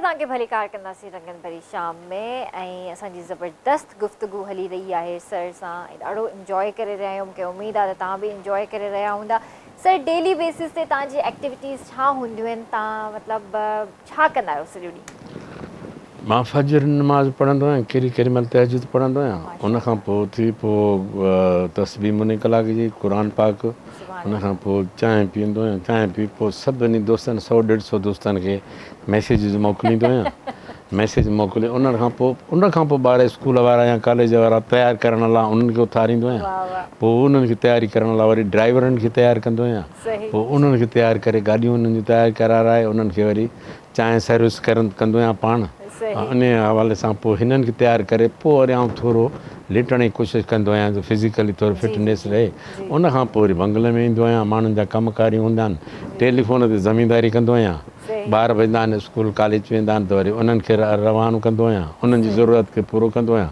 वरी मंझंदि खां पोइ मानी खाई घर में आराम कंदो आहियां शाम जो वरी राति मोट थींदा आहिनि इंटेलेक्चुअल दोस्त ईंदा आहिनि साफ़ी बिरादरी दोस्त कलीग्स जेके हूंदा आहिनि पोइ इहा शाम जा 2 कलाक 3 कलाक 10 बजे ताईं मुंहिंजी हिकिड़ी पंहिंजी निजी महफ़िल हूंदी आहे उन में मुंहिंजा पुट बि मूंखे डिस्टर्ब न कंदा आहिनि पोइ उन में तख़लीक़ी अमल मीडिया ॾिसंदा आहियूं वॉच कंदा आहियूं या मूं का शइ ठाही हूंदी आहे उहा ॿुधाईंदा आहियूं या धुन खां ठाही हूंदी आहे उहा ॿुधाईंदा आहियूं या आर्टिकल को लिखंदा आहियूं का शाइरी का ठहंदी आहे नसर को लिखंदो आहे त बारे सां ॿुधाईंदा आहियूं ऐं हर दुआ जुमेरात जो हिकिड़ी दुआ पढ़ंदा आहियूं दुआ कुमेल उनखे चइबो आहे उनखे सभु मकतब फ़िक्र जा माण्हू ईंदा आहिनि उहे पढ़ंदा आहिनि मां वरी जेको आहे छो मां 500 खनि ॿार मूं वटि आहिनि नंढड़ा जिन सां आउं वञी दुरूद पाक पढ़ंदो आहियां सुबुह जो ऐं सुबुह जो 7-8-9 खां वठी दुरूद पाक पढ़ंदा आहियूं 12 ताईं पोइ गॾिजी ॿार 2-3 दुरूद अलाह खे मोकिलींदा आहियूं पोइ वरी उन्हनि जो नंगर न्याज़ उन्हनि जी ख़र्ची सभु कुझु कंदा आहियूं वरी अहिड़े नमूने सां सिंजोर में बि ज़मीनदारी आहे पंहिंजी वरी उते पेसाईं जमात जा ॿार आहिनि उन्हनि खे वरी पंचनि पाक जा नाला ऐं ॿारनि इमामनि जी सवां हयात उहा वरी अहले सुन्नत जो हिकिड़ो दोस्त आहे उन सेखारियूं ॿारनि खे पोइ उते वरी नगर न्याज़ साॻियूं कंदा आहियूं उनखां पोइ 3 दुआऊं आहिनि जुमेरात वारियूं ऐं हर माह जी सूमर वारी ऐं 5 तारीख़ वारी इहे दुआऊं मुंहिंजे लाइ सहारो आहिनि एसिडन अलाह साईं जी शफ़ा आहे बचनि खे बि इहे दुआऊं कंदा आहियूं बाक़ी छा खपे मतिलबु एॾो माशाल्लाह माशाल्लाह अल्लाह साईं तव्हांखे पंहिंजे हिफ़्ज़ो मान में रखे तव्हांखे अल्लाह साईं सिहत हयाती वारी ज़िंदगी अता करे तव्हांजो सायो हमेशह पंहिंजे बच्चनि जे मथां हुजे ऐं असांजे लाइ तव्हां असासो आहियो ऐं माशाल्लाह जेको बि कुझु तव्हां कयो था इंशाअल्लाह हिन जो अजर अल्लाह सां तव्हांखे इंशाअल्लाह ॾाढो सुठो कमु करे रहिया आहियो सर ऐं दुआ आहे त तव्हां अञा बि अल्लाह साईं जे लाइ अञा बि ख़िदमत कयो ऐं दुनिया जे लाइ ख़िदमत कयो इंसानी ज़ात लाइ अञा बि ख़िदमत कयो इहे घटि माण्हू हूंदा आहिनि जिन खे अल्लाह साईं एतिरी तौफ़ीक़ ॾींदो आहे तमामु घटि माण्हू सर हिकिड़ो टाइम ईंदो आहे इंसानु सोचींदो आहे त मां सॼी लाइफ कमु कयो आहे उन में ज़ाहिर आहे ॿारनि खे बि थोरो नेग्लेक्ट कयो वाइफ खे बि एतिरो टाइम न ॾिनो ऐं जॾहिं उहो वक़्तु आयो माशाल्लाह ॿार वॾा थी विया जवान थी विया उन्हनि जी औलाद बि थी वई उहा बि माशाल्लाह हाणे जवान थी थिए हाणे मुंहिंजो पंहिंजो टाइम आहे हिकिड़ो न मूं इहो सोचियो आहे त इहो वापारु आहे बिज़नेस आहे त मूं जॾहिं हिननि ते लॻायो आहे हाणे हीअ मूंखे प्रॉफिट समेत ॾियनि मां अॼु बि लास्ट में आहियां इन बिज़नेस में अॼु बि आउं पंहिंजी वाइफ जी ड्यूटी ॾियां थो अॼु बि आउं पंहिंजे ॿारनि जी ड्यूटी ॾियां थो हिननि जी ज़रूरत खे पूरो करियां थो ऐं तनहा ॿई कुराड़ा वेठा आहियूं पाण में त हुनजी वीचारी माज़ूरीअ जी ज़िंदगीअ में हुनखे ज़रूरतूं इलाही आहिनि त आउं हुनजो साथ ॾियां थो मूंखे इहा फील आई कान्हे त हीअ को मुंहिंजे कमु ईंदा या आउं हिननि खां कमु वठां छो त इहो त वरी प्रॉफिट बिज़नेस थी वियो न त औलाद ते इनपुट जेको कयो आहे इन जे रिटर्न जे आसिरे ते कयो आहे न हीअ हुकुम रबी आहे अलाह जी ज़ात मूंखे जीअं पैदा कयो अलाह जी ज़ात मूंखे नंढे खां वठी हिन जी जाइ तो मां 7 नौकरियूं कयूं आहिनि हलो मां क्लार्क थियो आहियां मां एंटी करप्शन क्लार्क मां टीचर थियो आहियां ऐं पंहिंजो फैमिली प्लानिंग में रहियो आहियां ऐं पंहिंजो कोर्ट में क्लार्क रहियो आहियां ऐं कंहिं ज़माने में न्यू मस्जिद हैदराबाद में बुकिंग क्लार्क रहियो आहियां ऐं इहे चाइल्डहुड जूं जेके मैट्रिक खां पोइ एक्टिविटीज़ हुयूं उहे मुंहिंजी ज़रूरत में बि हुयूं पर इन में आउं पाण खे मसरूफ़ अमल बचपन खां वठी ॾिसंदो पियो अचां ऐं अञा ताईं अलाह साईं मूंखां कमु वठे पियो त आउं अलाह जे कमनि मां ख़ुशि आहियां बचनि में तवको रखां त इहे मूंखे मोट ॾींदा त पोइ इहो वापार में नुक़सानु थींदो आहे पुटनि में घणी सोच रखां थो त हीअ मूंखे मोट ॾींदा पर मूंखे ख़बर आहे मोट आउं रखां थो त माना अलाह मां उमेद ई नथो रखां छा मूंखे अलाह ॾिए पियो अलाह अॼु बि मूंखे ॾियण वारो हथु हीअं कयो आहे हीअ हथु न कयो आहे मुंहिंजो सुभान अल्लाह माशाअल्लाह ॾाढी सुठी सोच आहे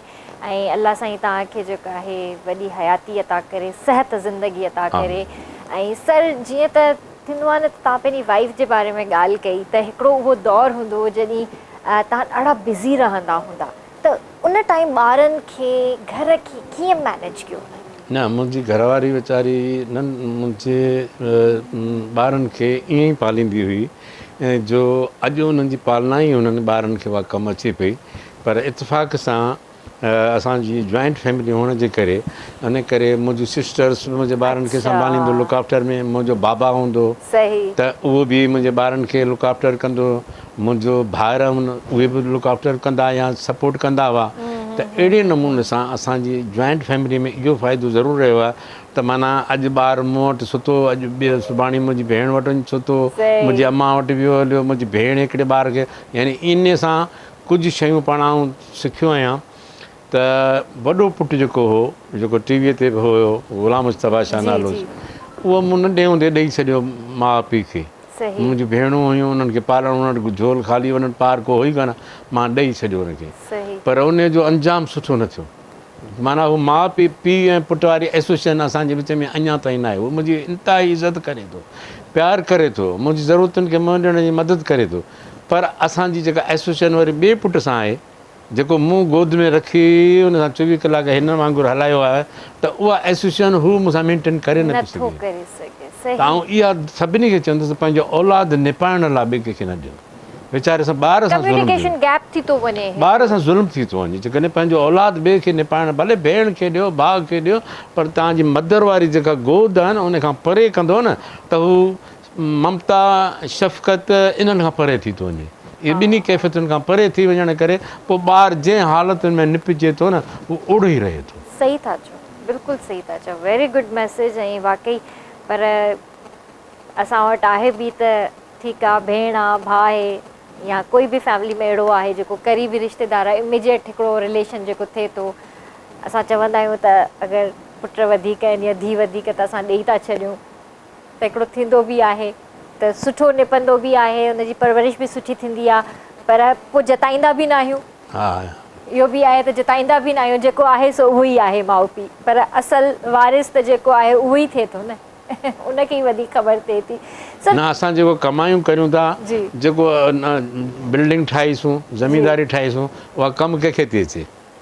उहो इहो ई पुट जेके वॾा थी विया आहिनि न उन्हनि पर जंहिं उन्हनि खे इहा त ख़बर कान्हे त हिननि स्ट्रगल कीअं कई हुई हाणे उहा स्ट्रगल असीं वेही जे न उन्हनि खे जताईंदासीं सुबुह शाम त हुननि ते को असरु पवंदो ई कोन को छो त हू न बुख ॾिठी कान का तकलीफ़ ॾिठी कान का यानी आउं बसनि में वञी रिक्शानि में चढ़ी नौकिरियूं करे पढ़ी वञी पियासीं अॼु आउं गाॾियूं रखियो पियो वञा हुन हिकिड़े हिकिड़े ॿार खे हर कंहिंखे पंहिंजी गाॾी खपे त उहो उन्हनि खे कहिड़ी ख़बर त बाबा बस में कीअं चढ़ियो हूंदो बुख कीअं कई हूंदी नौकिरी कीअं कई हूंदी 150 रुपए ते मां टंडो जान मां हुन में क्लार्क थियुसि टंडो जान में क्लार्क थियुसि 110 रुपया मुंहिंजो पघार हो महीने जो 100 टंडो जान मां मतिलबु किथे मटियारियो आउं वेंदुसि ट्रेन में वेंदुसि वरी उन खां पोइ वरी फैमिली प्लानिंग में आयुसि त मेल ऑर्गेनाइज़र हुउसि त उन समय 180 रुपया मुंहिंजो पघार हो पोइ हाणे इहे ज़िंदगियूं आउं पंहिंजे ॿारनि खे पियाराईंदो हुन ते असरु कोन पवंदो न। अॼु हू ॾिसंदा त बाबा असांखे ॿियनि खां घटि छो थो ॾिए, असां वटि मर्सिडी आहे, असां वटि टोयोटा आहे, असां वटि हीअ आहे, पर फलाणे जी लैंड क्रूज़र कोन्हे। हे गाना उहो वणंदो अथनि, मोलाई वारो चवंदा आहिनि त इहा गाॾी हुजे पोइ घुमाया अपनी गाड़ी रियो निकालो। सही, बिल्कुलु सही। सर तव्हांजी लाइफ में तव्हां कंहिंखां इंस्पायर थिया आहियो?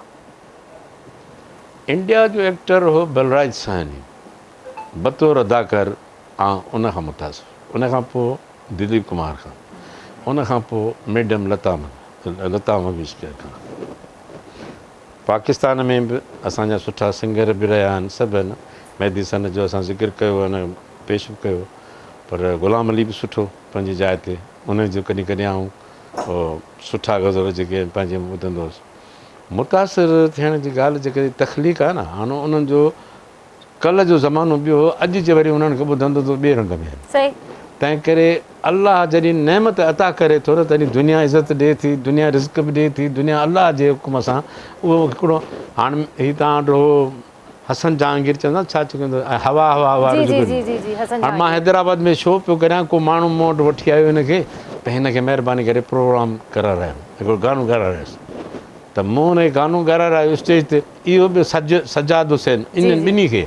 त मूं हुननि न गाना ॻाराया, त लथा जो मूंखां मोकिलाइण, त कहिड़े मूंखे चयो त साईं पेमेंट कजो, भाड़ो भाड़ो। हाणे मूं चयो चांस दिया यार, पेमेंट करो। हाणे उन्हनि जो उहो ज़मानो, अॼु उहे ॾिस किथे आहे। अहिड़े नमूने सां मनान खे असां पंहिंजो असिस्टेंट करे करे करे शौक़ु वीचारिया पूरा करे करे आंदो, अॼु बि हू हिन जाइ ते अची त वियो आहे। पर असांजे हिन फील्ड में उहा माली रुझान आहे ई कोन्हे जंहिंमें माण्हू मुआशी हालत पंहिंजी बहितर करे सघे। पर उर्दूअ में केतिरियूं शयूं आहिनि। अली अकबर तव्हां वटि हो वीचारो मूंसां गॾु मोहलत फिल्म मूं ठाही पियो हुनजे ॻोठ में, त हू वीचारो कंटिन्यू आयो, पहिरियों दफ़ो त मूं हुनखे थपड़ूं हणियूं, हुन कैमराऊं फुरियूं हुयूं। उन ई फिल्म जे दौरान मूं हुनखे असिस्टेंट करे रखियो, पंहिंजी गाॾी प्रोडक्शन करे हुनखे वरी हिते वठी अची वेठा हूंदा त रोज़ु मूंखे चवंदो सर मुंहिंजे केसी प्रोग्राम में त मूं PTV ते हिकिड़ो फेसबुक जे प्रोग्राम ते कयो, हुन में वठी मूं विहारियोमांसि।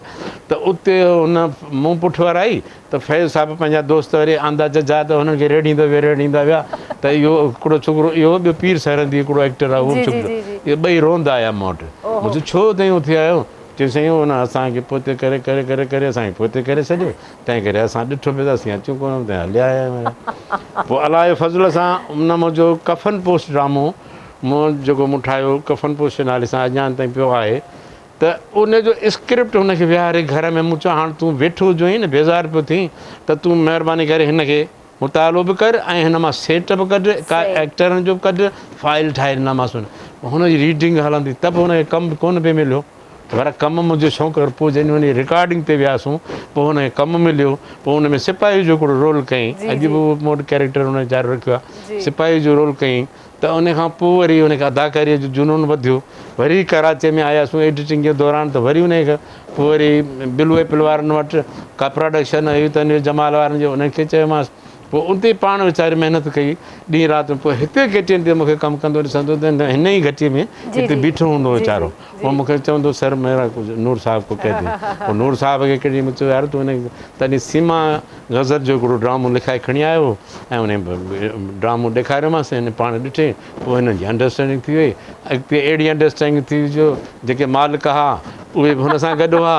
अॼु माशाल्लाह ॾिसो त जियो ते छायल आहे, ऐं कराची में जेके वॾा प्रोडक्शन्स हलनि पियूं उन में माशाल्लाह ॼमियल आहे त 5 दर्जा पढ़ियल। जी जी, न न सही ॻाल्हि आहे। वाकई उहो चवंदा आहिनि न, नसीब जो खेल आहे, सॼो नसीब जो खेल आहे।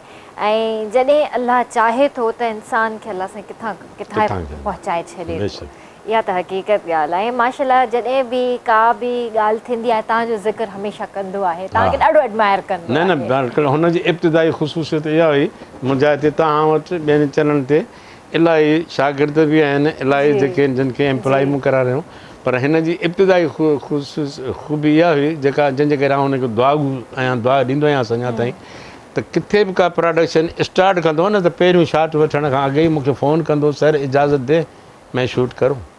पोइ इहा हिन में ख़सलत हुई। हाणे थोरो चढ़ी वियो आहे मथे, वांदो कोन्हे को, थी सघे थो मोटि सुभाणे न्याज़ ते अचे, हर साल ईंदो आहे, पर अलाह साईं हुनखे वधाए, मुंहिंजी हुनखे दुआऊं त रब्बुल आलमीन हुनखे वधाईंदो रहे, त हू ॾिसो महिनत सां सचाई सां लगन सां पूरो कंदो आयो, त हीउ चैनल हुनजो सबक़ु आहे, सही ॻाल्हि हीअ सीढ़ियूं हुयूं, अॼु जंहिं जाइ ते पहुतल आहे इन खां मथे त मुंहिंजे ख़्याल में डायरेक्शन जी फील्ड जी ॿी कराची में जाइ कान्हे का। सही ॻाल्हि आहे, बिल्कुलु। ऐं अॼु माशाल्लाह हिकिड़े सुठे मुक़ाम ते आहे। अच्छा, अञा हिकिड़ो वाक़ियो इन जो वाक़ियो हिकिड़ो थो ॿुधायो। जावेद फाज़िली जो ड्रामो करणु आउं वियुसि ज़ेवर जे नाले सां लाहौर में, सही, उन ई इंडस्ट्रीअ जो आउं चेयरमैन हुउसि, पाकिस्तान फिल्म प्रोड्यूसर 4 साल रहियुसि, ऐं उते ई मुंहिंजी राजधानी बादशाही हलंदी हुई, sir sir sir sir sir यार। पर जॾहिं हीअ अपना चैनल हिन जॉइन कयो त हीअ हुनजो PM थियो, त ज़ेवर में आऊं ऐं मुस्तफ़ा कुरैशी जी मुंहिंजी सीनूं पिया हलंदियूं हुयूं, उते सबा परवेज़ ऐं उते डेली रिकॉर्डिंग, अकबर वरी मूं वटि उते घुमणु ईंदो हो। त उन ज़माने में इहो एवर्न्यू स्टूडियो एॾो वीरान हो, एॾो वीरान हो जो पन पिया वॾा मदा, कख बंदा, हिकिड़ो फ्लोर हो जेको मुंहिंजी फिल्म मोहलत में बि असांजो सेट उहो ई लॻल हो जेको हिन जे ज़ेवर में वरी मुंहिंजी शूटिंग कराराई मूंखे उन में ई। त अकबर मूंसां हिते मिलणु ईंदो हो। हिकिड़े ॾींहुं मुस्तफ़ा कुरैशी मूंखे चयो त शाह साहब तव्हां अकबर खे का सिफ़ारिश करियो। मूं चयो कहिड़ी सिफ़ारिश करियां? त ॿाहिरि निकितासीं त इंडस्ट्रीअ जा नाले वारा डायरेक्टर इक़बाल कश्मीरी, हसन अस्करी, इकराम हक, अल्ताफ़ हुसैन, वॾा डायरेक्टर वेठा हुआ कुर्सियुनि ते। उहे वेठा हुजनि त मुस्तफ़ा कुरैशी मूंखे चयो त सर साईं इहे जेके आहिनि अॼु बेरोज़गार वेठा आहिनि, अॼु हिन वटि को फिल्म विल्म बि कान्हे का, कुझु बि कोन्हे। अकबर हिते अपना चैनल वारनि जा 25 मिंटनि जा ड्रामा कंदो आहे। जेकॾहिं अकबर हिननि ते महिरबानी करे तव्हांजे चवण सां त हिननि जी रोज़गार किचन हली पवंदो, इहे ज़ारा बेरोज़गार आहिनि। त अकबर जीअं आयो मूं वटि, अकबर खे ॾेखारे मुंहिंजो, अकबर ये वक्त है, आज इन पर है, कल तुम पर भी आ सकता है, इनको याद करो और इनको प्रोग्राम दो। त वरी मुंहिंजे चवण ते हुन वीचारे उन्हनि खे वारे सां प्रोग्राम ॾींदो आयो। इहे त वक़्तु कंहिं ते बि अची सघे थो, नाले वारा सुपर हिट डायरेक्टर हुआ, पर वक़्तु अची वियो न। ऐं अकबर हितां ॻोठ मां निकितो टायर ठाहिण वारो, मुंहिंजो मामा लालू असली जेको मुंहिंजो नौकर हो न, उहो वीचारे खे दड़ींदो, जूता उछलाए ॿाहिरि छो हीअ राति जो देरि सां ईंदो, हीअ छा कंदो, राति जो वीचारो वञी पंचर हणंदो, पेट्रोल पंप ते टायरनि खे पंचर हणंदो, ॾींहं जो महिनत कंदो, राति जो अची मूं वटि रहंदो, मूंसां डे नाइट गॾु हूंदो, हर शइ सिखंदो, ॼाणंदो, स्ट्रगल कंदो, सचाई सां पेश ईंदो। अलाह साईं हुनजो। सही ॻाल्हि आहे, हर शइ जो वक़्तु मुक़ररु आहे ऐं बसि इंसान खे सिर्फ़ु सब्र करिणो आहे ऐं शुक्र करिणो आहे। सर तव्हां सां कचहरी करे ॾाढो मज़ो आयो, दिलि नथी चवे त मां ख़ुदा हाफ़िज़ कयां ऐं तव्हांखे चवां त सर प्रोग्राम जो वक़्तु ख़तमु थी वियो आहे, पर इंशाअल्लाह ज़िंदगी रही त तव्हांखे वरी इनवाइट कंदासीं, तव्हां सां वरी कचहरी कंदासीं। ऐं सर वेंदे वेंदे कोई मैसेज ॾियणु चाहींदा? माउ पीउ जो अदब करियो, जी, मुस्लमान जे आहियो त क़ुरान पढ़ो, माना पढ़ो त पोइ मुस्लमान आहियो, वरना ठली अरबी बि बिना माना जे पढ़णु जीअं फज़ूल वक़्तु विञाइणु बराबरि आहे। छो त अलाह तव्हांजो डायरेक्शन बुक क़ुरान पाक मोकिलियो आहे। जेकॾहिं तव्हां वाक़ई मुस्लमान आहियो ऐं मुस्लमान थी जीअण ऐं मरण था चाहियो त क़ुरान खे ट्रांसलेशन सां पढ़णु पंहिंजो फ़र्ज़ु आहे। जीअं डॉक्टरी, जीअं इंजीनियरी, जीअं ॿी पढ़ण सां सभु कुझु मिले थो, डॉक्टरी बि मिले थी, कंहिं नौकिरी मिले थी, इंजीनियरी मिले थी, क़ुरान पढ़ण सां इस्लाम बि मिलंदो, अलाह बि मिलंदो, रसूल बि मिलंदो ऐं आख़िरत बि सिमरंदी असांजी। बिल्कुलु, thank you so much sir, thank you so much, thank you Kumail, thank you so much, thank you Shobhi भाई। और जाते जाते फिर आपका जो दिल करे आप हमें सुना दें। ऐं व्यूअर्स, मूंखे उमेदु आहे त तव्हांखे अॼु जो शो पसंदि आयो हूंदो। इंशाअल्लाह ज़िंदगी रही त तव्हां सां सुभाणे मुलाक़ात कंदासीं। तेसीं ताईं पंहिंजो ऐं पंहिंजे प्यारनि जो तमामु घणो ख़्यालु रखिजो। मूंखे ऐं RBS जी पूरी टीम खे ॾींदा इजाज़त। अल्लाह हाफ़िज़ जी। किरण, हज़रत इमाम अली आला मकाम, इमाम अली की शान में हज़रत शेर इमाम अली, हज़रत खुदा के शेर मौला अली कायनात की शान में एक मनक़बत पेश करता हूँ।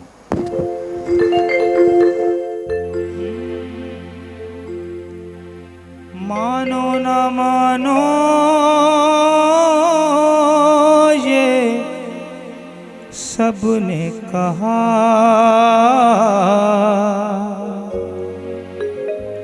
वही तो वसीला है ये रब ने कहा। वो है शेरे खुदा,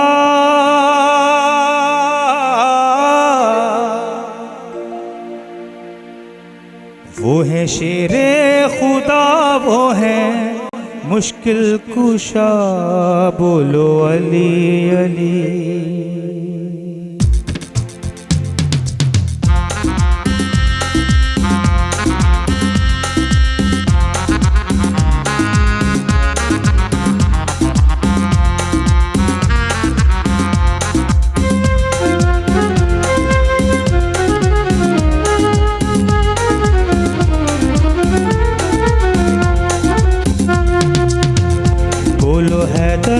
कलंदर अली अली, बोलो अली अली, बोलो अली अली, बोलो हैदर कलंदर अली अली, बोलो अली अली, बोलो अली अली।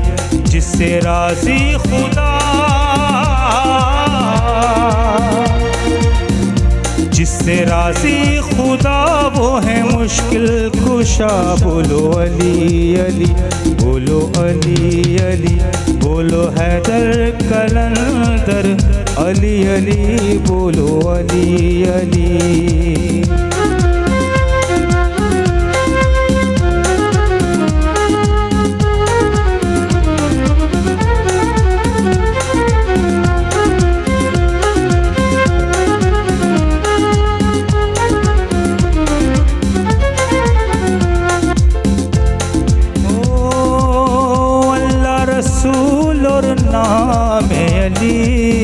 इनको पुकारा है तो बात बनी।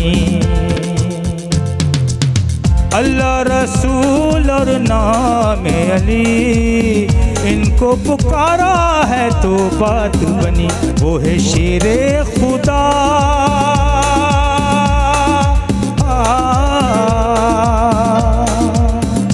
वो है शेरे खुदा, वो है मुश्किल कुशा, बोलो अली अली, बोलो अली अली, बोलो अली अली, बोलो हैदर कलंदर अली अली, बोलो अली अली, बोलो अली अली, बोलो हैदर कलंदर अली अली, बोलो अली अली, बोलो अली अली, बोलो